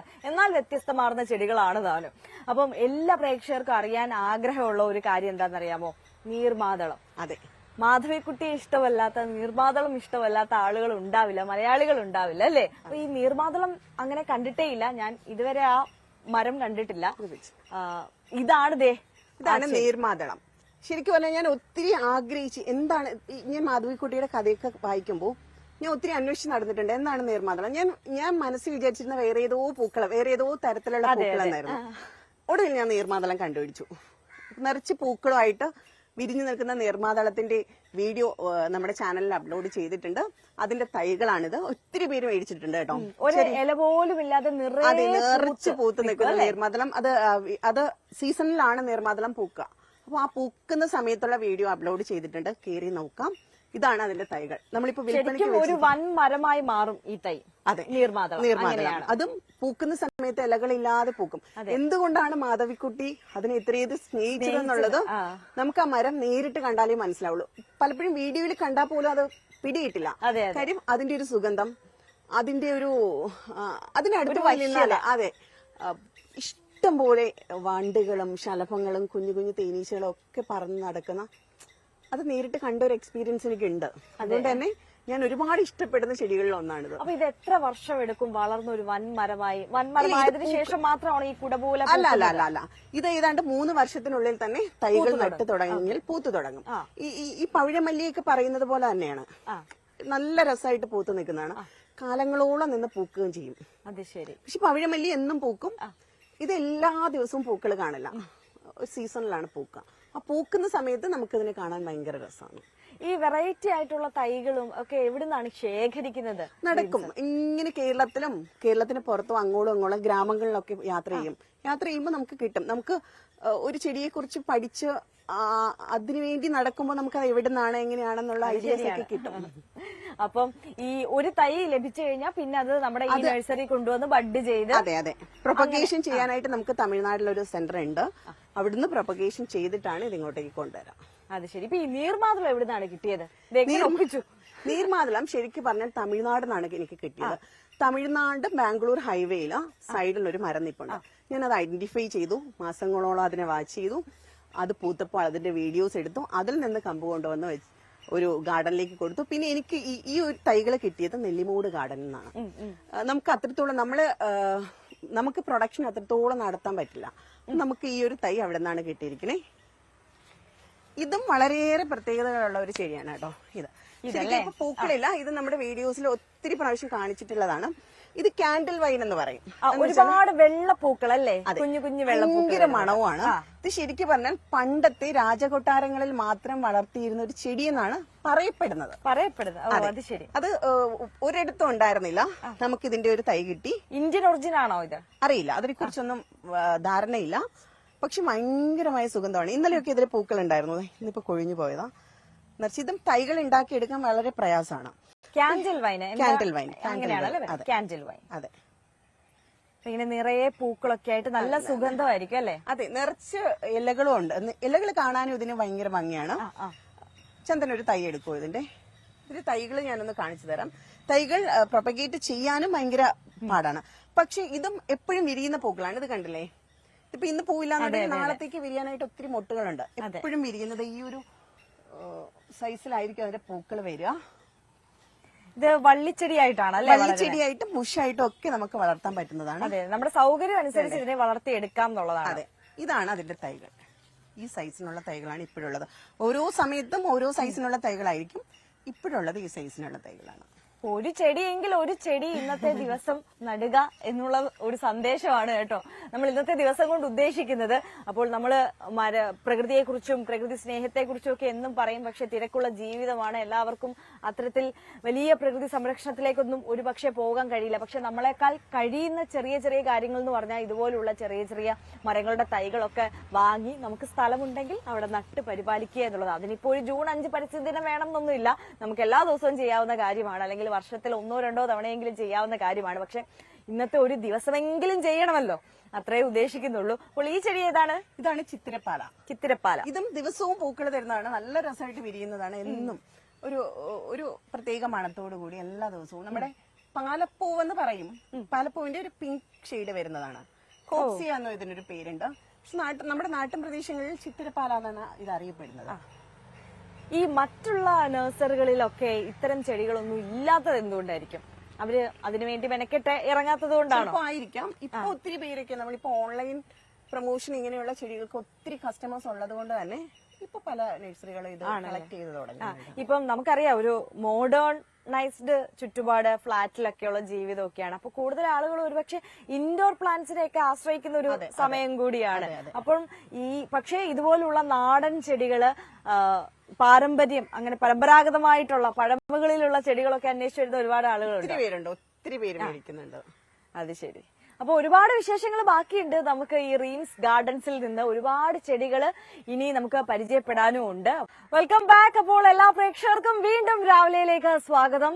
ഈ പ്രകൃതിക്കൊപ്പം നമ്മുടെ വാർത്താ ദിനം ഇങ്ങനെ തുടർന്നുകൊണ്ടേയിരിക്കുകയാണ്. റീംസ് ഗാർഡൻസിലെ വിശേഷങ്ങൾ, അവിടുത്തെ പുതിയ ചെടികൾ, വ്യത്യസ്തമാർന്ന കാഴ്ചകളൊക്കെ പ്രേക്ഷകരിലേക്ക് എത്തിച്ചുകൊണ്ടിരിക്കുകയാണ്. അതിനിടയിൽ നമുക്ക് പ്രധാനപ്പെട്ട വാർത്തകൾ കൂടി പരിശോധിച്ചു പോകാം. അപ്പോൾ നമുക്കറിയാം റോയൽ ചലഞ്ചേഴ്സ് ബാംഗ്ലൂരു 18 വർഷത്തിന് ശേഷം IPL കിരീടം ആദ്യമായി ഉയർത്തുന്നു. വിരാട് കോഹ്ലിക്ക് അഭിമാന നിമിഷമായിരുന്നു. ഇന്ത്യയിലുള്ള എല്ലാ ക്രിക്കറ്റ് ആരാധകർക്കും അത് ഒരു ടീം ഭേദമന്യേ എല്ലാവർക്കും സന്തോഷം, ആഹ്ലാദവും നൽകിയ ഒരു മുഹൂർത്തമായിരുന്നു. പക്ഷേ അതിനുശേഷം നമ്മളെ തേടിയെത്തിയ വാർത്ത അതീവ ദുഃഖകരമായിരുന്നു. അവിടെ ബംഗളൂരുവിൽ നടന്ന വിജയാഘോഷ പരേഡിനിടെ വലിയ ദുരന്തമാണ് സംഭവിച്ചത്. 11 പേരാണ് മരിച്ചത്. അതിൽ 47 പേരിലധികം പരിക്കേറ്റ് ചികിത്സയിലുണ്ടായിരുന്നു. പലരുടെയും നില അതീവ ഗുരുതരമായിരുന്നു. 16-ലധികം ആളുകളുടെ നില അതീവ ഗുരുതരമായിരുന്നു. ഇപ്പോൾ പരിക്കേറ്റവരിൽ 47 പേരും അപകടനില തരണം ചെയ്തു എന്നുള്ള ഒരു ശുഭകരമായ വാർത്ത വരുന്നുണ്ട്. എന്നാൽ പോലും ആകെ മൊത്തം നമ്മൾ പരിശോധിക്കുമ്പോൾ ആ വാർത്ത, ആ ദുരന്തം നമ്മളെയൊക്കെ വേദനിപ്പിക്കുന്നുണ്ട്, രാജ്യത്തെ ഒന്നാകെ വേദനിപ്പിക്കുന്നുണ്ട്. രഞ്ജിത്ത് രാമചന്ദ്രൻ കൂടുതൽ വിശദാംശങ്ങളുമായി നമുക്കൊപ്പം ചേരുകയാണ്. രഞ്ജിത്ത്, എങ്ങനെയാണ് ഈ 47 പേരുടെയും ആരോഗ്യനില മെച്ചപ്പെട്ടു, അവരെ അപകടനില തരണം ചെയ്തു എന്നുള്ളത് ഏറെ സന്തോഷം നൽകുന്ന കാര്യമാണ്. അതിന്റെ വിശദാംശങ്ങൾ വേണം. ഒപ്പം ഈ വിഷയത്തിൽ വലിയ രാഷ്ട്രീയ വിവാദം കൂടി കൊഴുക്കുന്നുണ്ടല്ലോ, അതിന്റെ വിശദാംശങ്ങൾ കൂടി. ആര്യ, ഏതായാലും ഏറ്റവും പുതിയ വാർത്ത എന്ന് പറയുന്നത് ഈ ദുരന്തവുമായി ബന്ധപ്പെട്ട് DGP പ്രാഥമിക റിപ്പോർട്ട് കൈമാറി എന്നുള്ളതാണ്. ഈ റിപ്പോർട്ടിൽ വളരെ കൃത്യമായി തന്നെ DGP വ്യക്തമാക്കുന്നത് പോലീസ് സംവിധാനത്തിന് സാധ്യമായ കാര്യങ്ങളെല്ലാം ചെയ്തു എന്നുള്ളതാണ്. ദുരന്തം തടയാൻ, അല്ലെങ്കിൽ ഇത്ര വലിയ ആൾക്കൂട്ടം കൂടുന്നത് തടയാൻ പോലീസ് സംവിധാനത്തിന് സാധ്യമായ കാര്യങ്ങളെല്ലാം ചെയ്തു. പക്ഷേ അപ്രതീക്ഷിതമായി ആൾക്കൂട്ടം ഉണ്ടാവുകയായിരുന്നു. ഇത്രയധികം ആളുകൾ അവിടെ തടിച്ചുകൂടും എന്നുള്ളത് ഒരു തരത്തിലും നേരത്തെ അറിയാവുന്നൊരു കാര്യമായിരുന്നില്ല. അത്തരം റിപ്പോർട്ടുകളും മറ്റും ഉണ്ടായിരുന്നില്ല എന്നുള്ളതാണ്. അതുകൊണ്ട് തന്നെ 5000-ഓളം പോലീസുകാർക്ക് നിയന്ത്രിക്കാനാവാത്ത വിധമുള്ള ജനക്കൂട്ടം അവിടെ തടിച്ചുകൂടുകയും തുടർന്ന് ഈ സ്റ്റേഡിയത്തിലേക്ക് ആളുകൾ ഇരച്ചു കയറാൻ ശ്രമിക്കുകയും മറ്റും ചെയ്തു. ചില ബലപ്രയോഗങ്ങൾ നടത്തേണ്ടി വന്നു. കാരണം ഈ ദുരന്തം ഇത്തരത്തിൽ സംഭവിക്കുമെന്ന് അറിഞ്ഞുകൊണ്ട് തന്നെ പോലീസ് ചില ഇടപെടൽ നടത്തേണ്ടി വന്നു. അതിൻ്റെ ഭാഗമായി ആളുകൾ ചിതറിയോടുകയും മറ്റും ചെയ്തു. അത്തരത്തിലുള്ള ചില വീഴ്ചകൾ സംഭവിച്ചിട്ടുണ്ട് എങ്കിൽ പോലും ഒരു പോലീസ് സംവിധാനത്തിന് പറ്റുന്ന തരത്തിലുള്ള എല്ലാ കാര്യങ്ങളും ചെയ്തു എന്നുള്ളതാണ്. സ്വാഭാവികമായും ഈ റിപ്പോർട്ട് പോലും വിരൽ ചൂണ്ടുന്നത് ഈ സംഘാടനത്തിലെ പിഴവിനെ കുറിച്ചാണ്. കാരണം വളരെ കൃത്യമായി തന്നെ നമുക്കറിയാം, ഇന്നലെ ഉച്ചയ്ക്ക് പോലീസ് മുന്നറിയിപ്പ് നൽകിയിരുന്നതാണ് ഈ വിക്ടറി പരേഡ് ഉപേക്ഷിക്കണമെന്നും തുറന്ന വാഹനത്തിലുള്ള യാത്രയടക്കം ഉപേക്ഷിക്കണമെന്നും ഈ ചിന്നസ്വാമി സ്റ്റേഡിയത്തിൽ മാത്രമായി ആഘോഷ പരിപാടികൾ പരിമിതപ്പെടുത്തണമെന്നുള്ള റിപ്പോർട്ട് നൽകിയിരുന്നു. പക്ഷേ സർക്കാരും ഒപ്പം അവിടുത്തെ ക്രിക്കറ്റ് ബോർഡും കർണാടക ക്രിക്കറ്റ് ബോർഡും അടക്കം ഇത് തള്ളിക്കളയുകയും പരിപാടികളുമായി മുന്നോട്ട് പോകാൻ തീരുമാനിക്കുകയുമായിരുന്നു. ഇതാണ് വലിയ തോതിലുള്ള ദുരന്തത്തിലേക്ക് നയിച്ചത് എന്ന കാര്യത്തിൽ സംശയമില്ല. ഏതായാലും BJP ഇതുമായി ബന്ധപ്പെട്ട് വലിയ തോതിലുള്ള ആരോപണങ്ങൾ ഉന്നയിച്ചു കഴിഞ്ഞു. ഈ ദുരന്തത്തിൻ്റെ എല്ലാ വശവും അന്വേഷിക്കണം എന്നാണ് അവരുടെ ആവശ്യം. ഇപ്പോൾ മജിസ്റ്റീരിയൽ അന്വേഷണമാണ് സർക്കാർ ഇതുമായി ബന്ധപ്പെട്ട് പ്രഖ്യാപിച്ചിട്ടുള്ളത്. നമുക്കറിയാം, ഇന്നലെ സിദ്ധരാമയ്യയും DK ശിവകുമാറും ഒക്കെ ഈ അപകടവുമായി ബന്ധപ്പെട്ട് ക്ഷമാപണം നടത്തിയിരുന്നു. പിഴവുകൾ സംഭവിച്ചു എന്നവർ പറഞ്ഞിരുന്നു. ഇന്നലെ ഈ ദുരന്തം നടന്നതിന് ശേഷവും ഈ രാഷ്ട്രീയ നേതാക്കളടക്കം ഈ പരിപാടിയുടെ ഭാഗമായി നമ്മൾ കണ്ടതാണ്. ഇപ്പോൾ പറയുന്നത് പല വിദേശ താരങ്ങൾക്കും പുറത്തേക്ക് പോകാൻ ഇന്നലെ രാത്രി തന്നെ അവർക്ക് അവരുടെ ജന്മനാടുകളിലേക്ക് പോകേണ്ട ആവശ്യമുണ്ടായിരുന്നു. കോഹ്ലി അടക്കമുള്ള താരങ്ങൾക്ക് ഇന്ത്യയിൽ തന്നെ അവരുടെ ഭവനങ്ങളിലേക്ക് തിരിച്ചു പോകേണ്ട സാഹചര്യം ഉണ്ടായിരുന്നു. അതുകൊണ്ട് തന്നെയാണ് ഇന്നലെ തന്നെ ഈ പരിപാടി നടത്താൻ നിശ്ചയിച്ചിരുന്നത്. സാധാരണയൊക്കെ ഇത്തരം വിക്ടറി ആഘോഷങ്ങൾ നടക്കുമ്പോൾ 1-2 ദിവസത്തെ ഗ്യാപ്പുകളടക്കം പോലീസ് സംവിധാനങ്ങൾക്ക് നൽകാറുണ്ട് തയ്യാറെടുപ്പുകൾക്കായി. പക്ഷേ അത് സംഭവിച്ചില്ല. വളരെ പെട്ടെന്ന് തന്നെ 3 തരത്തിലുള്ള പരിപാടികൾ ആസൂത്രണം ചെയ്യുകയും അത് നടപ്പിലാക്കാൻ ശ്രമിക്കുകയും മറ്റുമായിരുന്നു. അതാണ് ഇപ്പോൾ വലിയ തോതിലുള്ള ദുരന്തത്തിലേക്ക് നയിച്ചത് എന്ന കാര്യത്തിൽ സംശയമില്ല. അതിലുണ്ടായ വലിയ പിഴവ് സർക്കാർ അടക്കം സമ്മതിക്കുകയാണ്. ഏതായാലും ആരാധകർക്ക് ആഘോഷിക്കാൻ കാത്തിരുന്ന ആരാധകർക്ക് വലിയ തോതിലുള്ള ഒരു തിരിച്ചടി അല്ലെങ്കിൽ ദുരന്തത്തിലേക്ക് എത്തുന്ന പശ്ചാത്തലം ഉണ്ടാകുന്നു. 11 ആളുകൾ മരിക്കുന്നു. 10 ലക്ഷം രൂപ വീതം ഇവർക്ക് നഷ്ടപരിഹാരം സർക്കാർ പ്രഖ്യാപിച്ചിട്ടുണ്ട്. പക്ഷേ അപ്പോഴും ഈ ദുരന്തത്തിൻ്റെ കൃത്യമായ കാരണക്കാർ സർക്കാരും ഒപ്പം ക്രിക്കറ്റ് ബോർഡും മറ്റുമാണ് എന്നുള്ള ആക്ഷേപം ഉയർന്നു കഴിഞ്ഞിരുന്നു. നേരത്തെ BCCIയും IPL ഗവേണിംഗ് കൗൺസിലും ഒക്കെ ഇതുമായി ബന്ധപ്പെട്ടുള്ള ഉത്തരവാദിത്തങ്ങളിൽ നിന്ന് പിറകോട്ട് പോകുന്ന പശ്ചാത്തലമുണ്ട്. IPL ഗവേണിംഗ് കൗൺസിലിനോട് BCCI വളരെ കൃത്യമായി തന്നെ റിപ്പോർട്ട് ആവശ്യപ്പെട്ട സാഹചര്യം കൂടിയുണ്ട്. എന്താണ് സംഭവിച്ചത് എന്ന് വ്യക്തമാക്കണം എന്നുള്ളതാണ്. ഏതായാലും ഭാവിയിൽ ഇത്തരം ആഘോഷ പരിപാടികൾ സംഘടിപ്പിക്കുന്നതിൽ നിന്നും അവധാനത വേണം എന്ന ആവശ്യം കൂടി BCCI മുന്നോട്ട് വെച്ചിട്ടുണ്ട് എന്നാണ് അറിയുന്നത്. കൃത്യമായ സംഘാടനത്തിലൂടെ കൃത്യമായ തരത്തിലുള്ള ഇത്തരത്തിൽ ദുരന്തങ്ങൾ ആവർത്തിക്കാത്ത തരത്തിലുള്ള സംവിധാനങ്ങളിലൂടെ മാത്രമേ ഈ ഇത്തരം പരിപാടികളുമായി മുന്നോട്ട് പോകൂ എന്നുള്ള നിർദ്ദേശമാണ് ഇപ്പോൾ നൽകിയിരിക്കുന്നത്. ഏതായാലും വലിയ ദുരന്തത്തിൻ്റെ ഞെട്ടലിൽ നിന്ന് ഇപ്പോഴും ബംഗളൂരു മുക്തമായിട്ടില്ല എന്നാണ് ഏറ്റവും പുതിയ സൂചന. ആര്യ, തീർച്ചയായും രഞ്ജിത്ത് രാമചന്ദ്രനാണ് വിശദാംശങ്ങൾ പങ്കുവച്ചത്.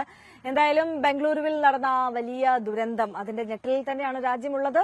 അന്വേഷണം പുരോഗമിക്കുന്നുണ്ട്. എന്തായാലും 47 പേർ അവർ അപകടനില തരണം ചെയ്തു എന്നുള്ളത് ഏറെ ആശ്വാസകരമായ കാര്യമാണ്. എന്തായാലും നമ്മുടെ രാവിലെ ഇവിടെ തുടരുകയാണ് റീംസ് ഗാർഡൻസിൽ നിന്ന്. ചുറ്റോട് ചുറ്റും ചെടികളും മരങ്ങളുമാണ്. ഒരു ചെറിയ കുളമുണ്ട്.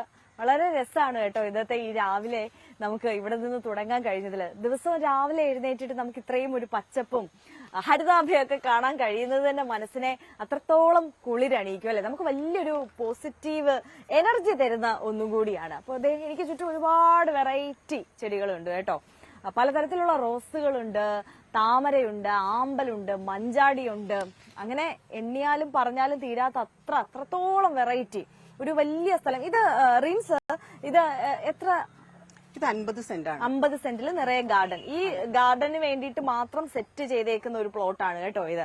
പൂർണ്ണമായിട്ടാണ് വിൽപ്പനയ്ക്കായിട്ടുള്ള പ്ലാന്റുകളാണ് ഇവിടെ കൂടുതലും വെക്കുന്നത് അല്ലെ. അപ്പൊ ഈ വീട്ടില് സ്വന്തമായിട്ട് ഇതുപോലൊരു നല്ല ഗാർഡൻ ഉണ്ടോ? വീട് സ്ഥലമില്ല. 5 സെന്റിലാണ് വീട് ഫുള്ളായിട്ട് നിൽക്കുന്നത്. വളരെ കുറച്ച് സ്ഥലമേ ഉള്ളൂ. അത് ശരി. അപ്പൊ ഞാൻ വേറൊരു സംശയം ചോദിക്കട്ടെ. അപ്പൊ നമ്മൾ ഈ ഒരുപാട് വെറൈറ്റി തൈകളും മരങ്ങളും ഒക്കെ കാണിച്ചു. ഇപ്പൊ ഇത് എല്ലാ മണ്ണിലും ഒരേപോലെ വളരുന്നതാണോ? പലതരത്തിലുള്ള മണ്ണാണല്ലോ. അല്ലല്ല, കേരള മണ്ണില്, കേരളത്തിന്റെ ക്ലൈമറ്റില് വളരുന്ന പ്ലാന്റ്സുകൾ മാത്രമാണ് വെച്ചിരിക്കുന്നത്. ഇത് ഈ കുട്ടികൾക്ക് കിട്ടുന്ന ഇടംപിരി വലംപിരി എന്ന് കേട്ടിട്ടുണ്ടോ? കേട്ടിട്ടുണ്ട്. പക്ഷെ അത് ശംഖുമായിട്ട് ബന്ധപ്പെട്ടിട്ടാണ് അത് പിടിക്കുന്ന മരമാണിത്. ഓ അത് ശരി. ഇടംപിരി വലംപിരി സാധാരണ കുട്ടികൾക്ക് അരയിൽ കെട്ടാനൊക്കെ ഉപയോഗിക്കുന്ന ഒരു സംഭവമാണ്. അത് ശംഖല്ല ശരിക്കും പറഞ്ഞാൽ. ഇത് പൂ കഴിഞ്ഞിട്ട് ഇതിലൊരു കായായിട്ട് പിടിക്കുന്നുണ്ട്. ആ കായാണ് ഉണങ്ങുന്ന സമയത്ത് ഇടംപിരി വലംപിരി ആയിട്ട്. ഈ ഔഷധ മൂല്യം ഉള്ളത് കൊണ്ടാണോ അങ്ങനെ? എന്താണ് അത് സംഭവം എന്നുള്ളത് എനിക്കറിയില്ല, അതിനെക്കുറിച്ച് വിശദമായിട്ട് നോക്കിയിട്ടില്ല. പക്ഷെ അതിന്റെ മരമാണിത്. ഈ മരത്തിലാണ് ഇടംപിരി വലംപിരി പിടിക്കുക. പിന്നെ നമ്മൾ ഒരുപാട് കേട്ടിട്ടുള്ള ഒരു സംഭവമാണ് കടമ്പ്. ഉണ്ട്. അപ്പൊ ഈ കടമ്പിന്റെ ഒരു വിശേഷം എങ്ങനെയാ? പ്രത്യേക കടമ്പ് നമുക്കറിയാലോ, കൃഷ്ണനുമായിട്ട് ബന്ധപ്പെട്ടിട്ടുള്ളതാണ്. കൃഷ്ണന്റെ ഫേവറേറ്റ് മരമാണ് കടമ്പെന്നാണ് പറയപ്പെടുന്നത്. അപ്പോ ആ കടമ്പ് മരം ഇതുപോലെ തന്നെ കേരള മാർക്കറ്റിൽ അവൈലബിൾ അല്ലാതിരുന്ന പ്ലാന്റുകളാണ്. അപ്പോൾ അങ്ങനെയുള്ള പ്ലാന്റുകൾ നമ്മൾ വിൽപ്പനയ്ക്ക് എത്തിക്കുന്നുണ്ട്. ഇപ്പൊ നമുക്ക് കടമ്പ് മരം വിൽപ്പനയ്ക്കുണ്ട്. ഇതാണ് കടമ്പിന്റെ തൈ അല്ലേ? അതെ, ഇതാണ് നമുക്കിപ്പോ വിൽപ്പനയ്ക്കായിട്ടുള്ള കടമ്പ് മരത്തിന്റെ തൈ. ഈ ഒരു സൈസിനുള്ളതാണ്. ശരിക്കും പറഞ്ഞാല് പെട്ടെന്ന് വളരുന്നതാണ് കടമ്പ്.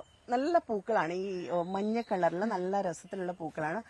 പണ്ട് നമ്മുടെ കേരളത്തില് നദികളുടെ തീരങ്ങളിലും റോഡ് സൈഡുകളിലും ഒക്കെ ഒരുപാട് ഉണ്ടായിരുന്നതാണ്. പക്ഷെ ഇന്നിപ്പോ കാണാനില്ല ഇത്. അപ്പൊ ഇതും ഒരുപാട് പേരിലേക്ക് എത്തിക്കുക എന്നൊരു ശ്രമത്തിന്റെ ഭാഗമായിട്ടാണ് കടമ്പ് മരം എത്തിച്ചിരിക്കുന്നത്. വേറൊരു കാര്യമുണ്ട്, നമ്മുടെ പ്രകൃതി അത്രത്തോളം മാറുന്നുണ്ടല്ലോ. നമ്മുടെ വെയിൽ കിട്ടുന്നതാണെങ്കിലും മഴയാണെങ്കിലും അതിന്റെയൊക്കെ ഘടനയിലൊക്കെ ഒരുപാട് മാറ്റം വരുന്നുണ്ട്. അപ്പൊ ഇതിന്റെയൊക്കെ ഒരു പരിചരണം, സംരക്ഷണം, ഇതിന് ഉപയോഗിക്കേണ്ട വളങ്ങൾ, അതിന്റെയൊക്കെ ഒരു പ്രത്യേകത, അതേക്കുറിച്ചൊക്കെ ഒന്ന് പറയാമോ? സാധാരണ കടമ്പ് മരം നമ്മൾ വഴിവെക്കലും റോഡ് സൈഡിലും ഒക്കെ വെക്കുന്ന ഒരു മരമായിട്ടാണ് കാണുന്നത്. ഞാൻ കടമ്പ് മാത്രമല്ല ഉദ്ദേശിച്ചത്, എല്ലാ മരം. നോർമലി DEP എന്നൊരു വളക്കൂട്ടാണ് നമ്മൾ പ്രധാനമായിട്ടും കൊടുക്കുന്നത്. പിന്നെ ജൈവവളം. സെയിൽ ഉണ്ടോ? എന്താണ് ഈ വളങ്ങളുടെ സെയിൽ? വളങ്ങളുടെ സെയിൽ ഇവിടെ ഇല്ല. പറഞ്ഞോളൂ. പിന്നെ ജൈവവളങ്ങളാണ് കൂടുതലും പ്രോത്സാഹിപ്പിക്കുന്നത്. നമ്മുടെ ശീമക്കൊന്ന, അങ്ങനെയുള്ള ഓർഗാനിക് കമ്പോസ്റ്റുകളൊക്കെ നമ്മൾ പ്രൊമോട്ട് ചെയ്യുന്നുണ്ട്. ഈ വൻ വൃക്ഷങ്ങളാകുമ്പോ എനിക്ക് തോന്നുന്നു വലിയൊരു പരിചരണത്തിന്റെ ആവശ്യമൊന്നുമില്ല. ഇതൊന്നും വലിയ പരിചരണത്തിന്റെ ആവശ്യമില്ല. ഞാൻ പറഞ്ഞില്ലേ, മന്ദാരം, അതുപോലെ തന്നെ മണിമരുത്തിന്റെ ഒക്കെ വിൽപ്പന നമുക്കുണ്ട്. അതൊക്കെ സാധാരണ റോഡ് സൈഡുകളിൽ ഭംഗിക്കായിട്ട് വെച്ച് പോകുന്ന മരങ്ങളാണ്. അപ്പൊ അങ്ങനെയുള്ള മരങ്ങൾ വലിയൊരു പരിചരണത്തിന്റെ ആവശ്യമില്ല. നമ്മൾ വെക്കുക, പ്രോപ്പറായിട്ട് ആദ്യ സമയങ്ങളിൽ വെള്ളം കൊടുത്തു കഴിഞ്ഞാൽ പിന്നെ അതങ്ങ്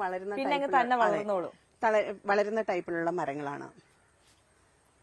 നമുക്ക് ഏതാണ്ട് 55 വെറൈറ്റി പൂമരങ്ങളുണ്ട്. ക്രീപ്പേഴ്സ് ഉണ്ട്. അതുപോലെ തന്നെ 50-ന് പുറത്ത് വെറൈറ്റി ക്രീപ്പേഴ്സ് ഉണ്ട്. ഫ്ലവറിംഗ് പ്ലാന്റ്സ് ഉണ്ട്. അങ്ങനെ ഇത് ഈ കാണുന്നത് ഒരു വെറൈറ്റി പൂമരമാണ്.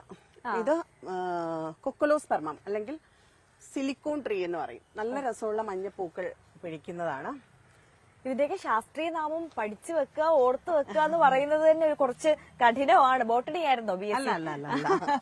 അപ്പൊ ചെടികളുമായിട്ട് ഈ മേഖലയിലോട്ട് ഇറങ്ങിയതിനു ശേഷം ഉള്ളൊരു ബന്ധമാണ്. അതെ, പഠിക്കാൻ ശ്രമിക്കുന്നുണ്ട് ചെടികളെ കുറിച്ചും അതിന്റെ പരിചരണത്തെ കുറിച്ചും. വെറൈറ്റികൾ കണ്ടുപിടിക്കാനും ശ്രമിക്കുന്നുണ്ട്. നല്ല കാര്യമാണ് കേട്ടോ. ശരിക്കും ഈ നമ്മുടെ റീംസിനെ പോലെ തന്നെ ഒരുപാട് മനുഷ്യർ നമുക്ക് ചുറ്റുമുണ്ട്. അതായത് എണ്ണത്തിൽ കുറവാണ് ചെടികളെ ഇത്രത്തോളം സ്നേഹിക്കുകയും പരിപാലിക്കുകയും ഒക്കെ ചെയ്യുന്ന, പ്രകൃതിയോട് അത്രത്തോളം ഇണങ്ങി നിൽക്കുന്ന ഒരുപാട് ആളുകൾ. അത്തരത്തിലൊരു വ്യക്തിത്വത്തെയാണ് ഇനി നമ്മൾ പരിചയപ്പെടാൻ പോകുന്നത്. കഴിഞ്ഞ 25 വർഷമായി കോട്ടയത്ത് മരം നടൽ ദിനചര്യയാക്കി മാറ്റിയ ഒരു വ്യക്തിയുണ്ട്. മുല്ലപ്പെരിയാർ സമരത്തിലൂടെ ശ്രദ്ധേയനായ പ്രൊഫസർ CP റോയിയാണ് പച്ചപ്പ് സൃഷ്ടിച്ച് പ്രകൃതിക്ക് കാവലാളാകുന്നത്. കോട്ടയം നഗരത്തിലെ നിരവധി ഇടങ്ങൾ ഇതിനകം CP റോയിയുടെ ഇടപെടൽ കൊണ്ട് ഹരിതാഭമായി കഴിഞ്ഞു.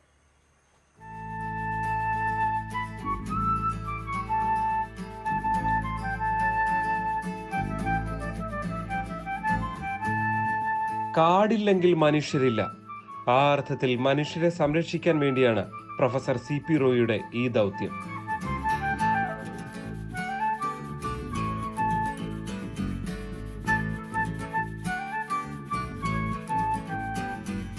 ഇത് നഗരഹൃദയത്തിലെ ഈരയിൽ കടവ് ബൈപ്പാസ്. ഇവിടെ മാത്രം ആയിരക്കണക്കിന് വൃക്ഷങ്ങൾ CP റോയിയുടെ നേതൃത്വത്തിൽ നട്ടുപിടിപ്പിച്ചിട്ടുണ്ട്. അങ്ങനെ നഗരത്തിൽ പലയിടത്തും. പരിസ്ഥിതിപ്രവർത്തനം 1990 തുടങ്ങിയത്. നെടുങ്കണ്ടം MES കോളേജിൽ അധ്യാപകനായ ഉടനെ തന്നെ ഒരു ചെറിയ സാമൂഹ്യ പ്രവർത്തനത്തിൽ ഇടപെടണമെന്ന് വിചാരിച്ച് തുടങ്ങിയതാണ്. 90-ൽ ഞങ്ങൾ ഗ്രീൻ ലീഫ് എന്ന് പറഞ്ഞൊരു ചെറിയ സംഘടന ഉണ്ടാക്കി. രജിസ്റ്റേർഡ് സംഘടനയല്ല, ഒരു തൈ നട്ട ആർക്കും ഗ്രീൻ ലീഫ് മെമ്പറാകാം. അങ്ങനെ 90 മുതൽ ഇങ്ങോട്ട് പ്രവർത്തിച്ചു പോരുന്നു. ഇപ്പോൾ 35 വർഷമായി ഗ്രീൻ ലീഫ് പ്രവർത്തനം ആരംഭിച്ചിട്ട്. 1990-ലാണ് CP റോയ് തന്റെ ദൗത്യം തുടങ്ങുന്നത്. ദിവസവും ഒരു മരമെങ്കിലും വെച്ചു പിടിപ്പിക്കണമെന്നാണ് റോയിയുടെ കണക്ക്. അങ്ങനെ മാവും പ്ലാവും ഇല്ലിയും ഞാവലുമായി തിരുനക്കരയും പടിഞ്ഞാറൻ ബൈപ്പാസിലുമെല്ലാമായി എണ്ണിയാൽ തീരാത്തത്ര മരങ്ങൾ. ഞങ്ങൾ ഒരു സ്ഥലം, ഒരു പൊതുസ്ഥലം നമുക്ക് കിട്ടിക്കഴിഞ്ഞാൽ ആ സ്ഥലത്ത് ഞങ്ങൾ ജൂണിന് മുമ്പ് കാടൊക്കെ തെളിച്ച് വൃത്തിയാക്കിയിടും. അതിനുശേഷം തൈകൾ നിലമെല്ലാം ഒരുക്കി കുഴിയെടുത്ത് ജൂൺ ആദ്യ വാരം മഴ ആരംഭിക്കുന്നതോടുകൂടി ഞങ്ങൾ തൈകൾ നട്ടു തുടങ്ങും. കൂടുതലും ഫലവൃക്ഷങ്ങളാണ് നടുന്നത്. പരിസ്ഥിതി ദിനത്തിൽ മരം വെച്ച് തിരിഞ്ഞു നോക്കാത്തവരുടെ പട്ടികയിൽ CP റോയ് ഇല്ല. ഈ ദിനത്തിൽ മാത്രമല്ല കാടിനോടും പ്രകൃതിയോടുമുള്ള സ്നേഹവും. അതുകൊണ്ട് തന്നെ പച്ചപ്പിങ്ങനെ പടരുകയാണ് മനുഷ്യരോടുള്ള സ്നേഹം പോലെ. G Sreejith, news 18 Kottayam. അപ്പോൾ പ്രകൃതിയെയും പ്രകൃതി സ്നേഹികളെ കുറിച്ചുള്ള വിശേഷങ്ങളൊക്കെ അറിയുന്നതിനോടൊപ്പം ഇന്നത്തെ മറ്റു പ്രധാനപ്പെട്ട വാർത്തകൾ നമ്മൾ പരിശോധിക്കുന്നുണ്ട്. ഇനി നമ്മൾ പോകുന്നത് തർക്കങ്ങൾക്കിടെ എറണാകുളം അങ്കമാലി അതിരൂപത വൈദിക സമിതി യോഗം ഇന്ന് ചേരുമെന്നുള്ളതാണ്. മേജർ ആർച്ച് ബിഷപ്പ് റാഫേൽ തട്ടലിന്റെ നിർദ്ദേശപ്രകാരമാണ് യോഗം ചേരുന്നത്. ഡാനി പോൾ കൊച്ചിയിൽ നിന്ന് കൂടുതൽ വിവരങ്ങളുമായി നമുക്കൊപ്പം ചേരുന്നുണ്ട്. അപ്പോൾ ഡാനിയോട് തന്നെ ചോദിക്കാം. Dani, very good morning. ഇന്നത്തെ യോഗം, അതിന്റെ പ്രത്യേകത, പശ്ചാത്തലം ഒക്കെ നമുക്കറിയാം. അതിന്റെ കൂടുതൽ വിശദാംശങ്ങൾ.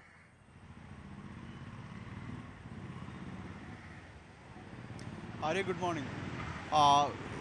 കുറച്ച് നാൾക്ക് ശേഷമാണ് ഒരു സംയുക്ത സമിതിയുടെ, അതായത് അതിരൂപത സമിതിയുടെ ഒരു യോഗത്തിലേക്ക് ചേരുന്നത്. അതിൽ ഏറ്റവും പ്രധാനമെന്ന് പറയുന്നത് എറണാകുളം അങ്കമാലി അതിരൂപതയിലാണ് സിറോ മലബാർ സഭയിൽ തർക്കം നിലനിൽക്കുന്നത്. കുർബാന വിഷയങ്ങളുമായി മറ്റ് വിഷയങ്ങളുമായി ബന്ധപ്പെട്ടുകൊണ്ട് തർക്കം നിലനിൽക്കുന്ന ഒരു പ്രധാനപ്പെട്ട ഒരു ഇടമെന്ന് പറയുന്നത് എറണാകുളം അങ്കമാലി അതിരൂപതയാണ്.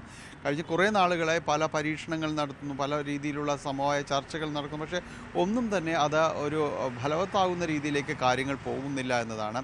കഴിഞ്ഞ ദിവസവും അച്ചടക്ക നടപടി വൈദികനെതിരെ ഉണ്ടാകുന്നു. ബസിലിക്കയിൽ നിന്ന് അദ്ദേഹത്തിൻ്റെ അവിടെ വൈദിക മന്ദിരത്തിൽ നിന്ന്, അവിടെ വികാര മന്ദിരത്തിൽ നിന്ന് ഒഴിയണമെന്ന നിർദ്ദേശം അതിരൂപത കോടതിയുടേത് തന്നെ വരുന്നു. അങ്ങനെ വിഷയങ്ങൾ പലതുണ്ട്, പല സങ്കീർണമായിട്ട് തുടരുന്നൊരു സാഹചര്യത്തിലാണ് ഇന്ന് സംയുക്ത യോഗം, വൈദികരുടേതടക്കം ഫെറോന വികാരിമാരുടേതടക്കമുള്ള യോഗം ഇന്ന് ചേരുന്നത്.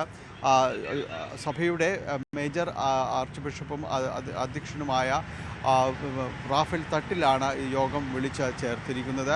ഒപ്പം തന്നെ മെത്രാപ്പോളിത്തൻ വികാരിയായ ആർച്ച് ബിഷപ്പ് ജോസഫ് പാംപ്ലാനി അടക്കം ഇതിൽ പങ്കെടുക്കുകയും ചെയ്യുന്നുണ്ട്. എല്ലാ വൈദികരും ഇതിലേക്ക് എത്തുമെന്ന് തന്നെയാണ് അറിയിച്ചിരിക്കുന്നത്. പല തർക്കങ്ങൾ മൂലം പല വിഷയങ്ങളും വളരെ അതീവ ഗുരുതരമാവുന്ന സാഹചര്യങ്ങളിൽ എറണാകുളം അങ്കമാലി അതിരൂപതയിൽ പലപ്പോഴായിട്ട് കണ്ടിട്ടുണ്ട്. അപ്പോൾ ഇന്ന് അതിൽ ഏത് രീതിയിലാണ് ചർച്ച മുന്നോട്ട് പോവുക എന്നതാണ് നമ്മൾ അറിയേണ്ടത്. ജനാഭിമുഖ കുർബാന അത് നടപ്പാക്കിയേ തീരൂ എന്ന രീതിയിൽ ഒരു ഭാഗം വാശി പിടിക്കുമ്പോൾ, ഒരു ഭാഗം വിശ്വാസികളടക്കം പറയുമ്പോൾ, എന്നാൽ ഇതിൽ വന്നിരിക്കുന്ന കാര്യങ്ങൾ, അതായത് സിനഡിൻ്റെ അടക്കമുള്ള തീരുമാനങ്ങൾ വന്നിരിക്കുന്നത് കാര്യങ്ങളുണ്ട്. അത് ആ കാര്യങ്ങളിൽ മാത്രമേ അത് വിട്ടുവീഴ്ചകൾ അത് മുന്നോട്ട് പോകാനായിട്ട് സാധിക്കുകയുള്ളൂ. അത് നടപ്പാക്കിയേ തീരൂ എന്ന രീതിയിലാണ് ഔദ്യോഗിക വിഭാഗം പറയുന്നത്. അപ്പോൾ ഈ കാര്യങ്ങളിൽ ഒരു ചർച്ചകളിലേക്ക് എങ്ങനെയാണ് പോകാൻ കഴിയുക എന്നതെല്ലാമാണ് ഇന്ന് പരിശോധിക്കുന്നത്. ഒപ്പം ഇതിൽ ഒരു ഭാഗം വിശ്വാസികൾ, പ്രത്യേകിച്ച് ഈ അൽമായ മുന്നേറ്റം അവരുടെ നേതൃത്വത്തിലുള്ള ഒരു വിശ്വാസ സംഗമം ഇന്ന് നടക്കുന്നുണ്ട്. അവർ ഈ ജനാഭിമുഖ കുർബാനയെയും അതോടൊപ്പം തന്നെ ഈ വൈദിക സമിതി യോഗത്തെയും എല്ലാം തന്നെ പിന്തുണയ്ക്കുന്നു. ഇതിൽ ഏത് രീതിയിലാണ് ചർച്ചകൾ മുന്നോട്ട് കൊണ്ടുപോവുക എന്നതിനെ അടിസ്ഥാനമാക്കിയായിരിക്കും ഇപ്പുറത്തും തീരുമാനങ്ങൾ ഉണ്ടാകുക. എന്തായാലും ഈ എറണാകുളം അങ്കമാലി അതിരൂപതയും സിറോ മലബാർ സഭയെ സംബന്ധിച്ചിടത്തോളം ഇന്നത്തെ യോഗങ്ങൾ നിർണായകമാണ്. ആര്യ. ശരി, തീർച്ചയായും ഡാനി പോളാണ് വിശദാംശങ്ങൾ നൽകിയത്. മറ്റൊരു പ്രധാനപ്പെട്ട വാർത്ത നമുക്കറിയാമല്ലോ. ദേശീയപാത തകർച്ചയിൽ NHAA ഇന്ന് ഹൈക്കോടതിയിൽ വിശദീകരണം നൽകുമെന്നുള്ളതാണ്.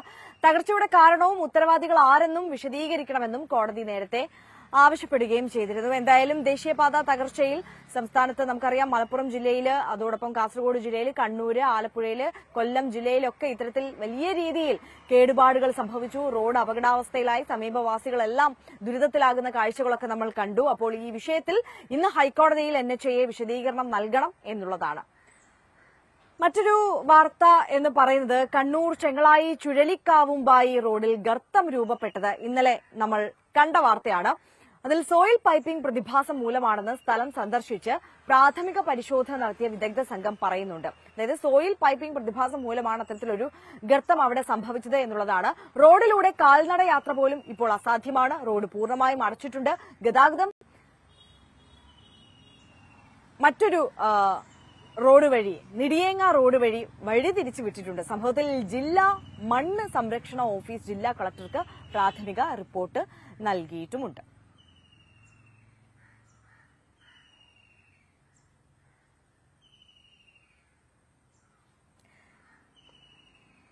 അപ്പോൾ ഇന്നത്തെ നമ്മളിങ്ങനെ വാർത്തകളൊക്കെ ഏറ്റവും പ്രധാനപ്പെട്ട വാർത്തകളൊക്കെ നമ്മൾ ഈ വിശേഷങ്ങൾക്കിടയിൽ പരിശോധിച്ചു.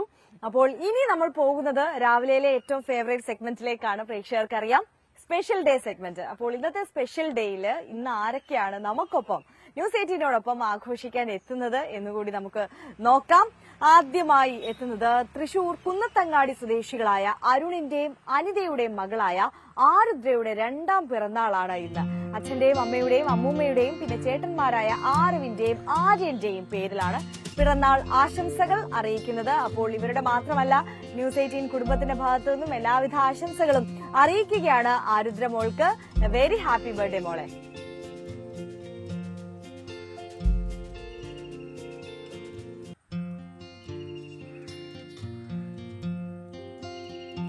തിരുവനന്തപുരം പുന്നക്കാമുകൾ സ്വദേശി അശ്വതി എം.ആറിന്റെ ജന്മദിനമായിരുന്നു ഇന്നലെ. ഞങ്ങളുടെ സഹപ്രവർത്തകൻ MB രാഹുൽദാസിന്റെ ഭാര്യയാണ് അശ്വതി. ആശംസകൾ അറിയിക്കുകയാണ് അശ്വതിക്ക്. അപ്പോൾ പ്രേക്ഷകർ സ്വാഭാവികമായും വിചാരിക്കും, ഇന്നലെയായിരുന്നല്ലോ ജന്മദിനം, എന്തുകൊണ്ട് ഇന്ന് ആശംസകൾ അറിയിക്കുന്നു എന്നത്. മറ്റൊന്നുമല്ല, ഹസ്ബൻഡായിട്ടുള്ള ഞങ്ങളുടെ സഹപ്രവർത്തകൻ രാഹുൽദാസ് തന്നെ ആ ജന്മദിനം മറന്നുപോയതുകൊണ്ടാണ് ഇന്നലെ ഞങ്ങൾക്ക് വിഷ് ചെയ്യാൻ പറ്റാതിരുന്നത്. അപ്പോൾ അശ്വതി ക്ഷമിക്കുക, ഇന്ന് ഞങ്ങളുടെ സ്നേഹം നിറഞ്ഞ ആശംസകൾ സ്വീകരിക്കുക. അപ്പം ഇന്ന് ഞങ്ങൾക്ക് ട്രീറ്റ് തന്നാൽ മതി കേട്ടോ.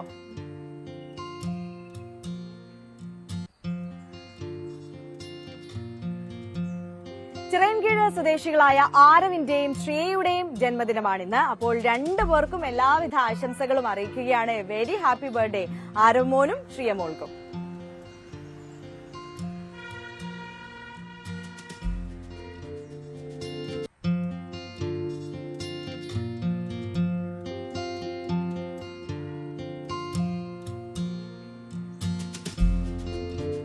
ബാലരാമപുരം സ്വദേശിയായ ഗോകുലിന്റെ ജന്മദിനമാണ് ഇന്ന്.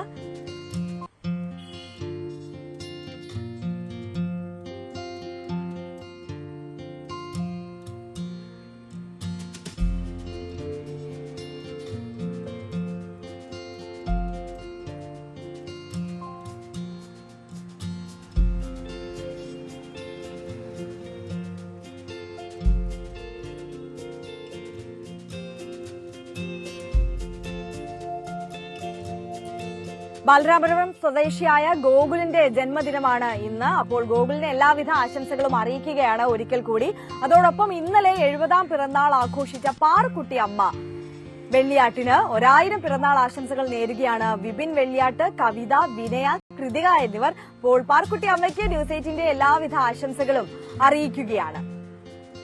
അതോടൊപ്പം തന്നെ ആര്യനാട് സ്വദേശികളായ സുനോജ് രേഷ്മ ദമ്പതികളുടെ മകൻ ഋതുദേവിന്റെ 2ാം ജന്മദിനമാണ് ഇന്ന്. അപ്പോൾ ഋതുദേവിന് എല്ലാവിധ ആശംസകളും ന്യൂസ് 18 കുടുംബത്തിന്റെ വക കൂടി അറിയിക്കുകയാണ് കേട്ടോ. വെരി ഹാപ്പി ബർത്ത്ഡേ മോനെ.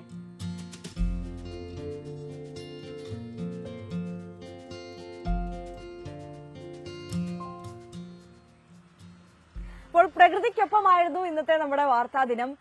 കണിയാപുരത്തുള്ള റീംസ് ഗാർഡനിൽ നിന്നാണ് ഞാൻ പ്രേക്ഷകർക്കൊപ്പം വാർത്തകളുമായി ചേർത്തത്. നമുക്കൊപ്പം റീംസും വിശേഷങ്ങളും ഒക്കെ പങ്കുവെച്ചുകൊണ്ടുണ്ടായിരുന്നു. അപ്പോൾ നേരത്തെ ഞാൻ സൂചിപ്പിച്ചതുപോലെ തന്നെ ഇവിടെ നിന്ന് നിങ്ങൾക്ക് ഒരുപാട് വ്യത്യസ്തമാർന്ന ചെടികളൊക്കെ വളരെ തുച്ഛമായ തുകയ്ക്ക് വന്ന് പർച്ചേസ് ചെയ്യാം എന്നുള്ളതാണ്. ഇവിടം വരെ എത്താൻ കഴിയാത്തവരാണെങ്കിൽ യൂട്യൂബ് ചാനലിലൂടെ ഓൺലൈൻ പർച്ചേസിംഗ് ഒക്കെ ചെയ്യാൻ കഴിയുന്നതുമാണ്. അപ്പോൾ ഇവിടുത്തെ ഒരു മാർക്കറ്റിംഗ് എന്നുള്ള നിലയിൽ പറഞ്ഞതല്ല കേട്ടോ. അതായത് നമുക്ക് പ്രകൃതിയോട് ഇണങ്ങി ജീവിക്കേണ്ടതിന്റെ ആവശ്യകത അത് എത്രത്തോളം അനിവാര്യമായ ഒരു സമയത്ത് കൂടിയിട്ടാണ് നമ്മൾ കടന്നു പോകുന്നതെന്ന് നമുക്ക് തന്നെ അറിയാം. അപ്പോൾ ഒരു ചെടിയെങ്കിൽ ഒരു ചെടി, അത് ഇവിടെ നിന്ന് വാങ്ങണം എന്നൊന്നുമില്ല, എവിടെ നിന്നാണെങ്കിലും വാങ്ങുക, അത് പരിപാലിക്കുക, നട്ടു വളർത്തുക.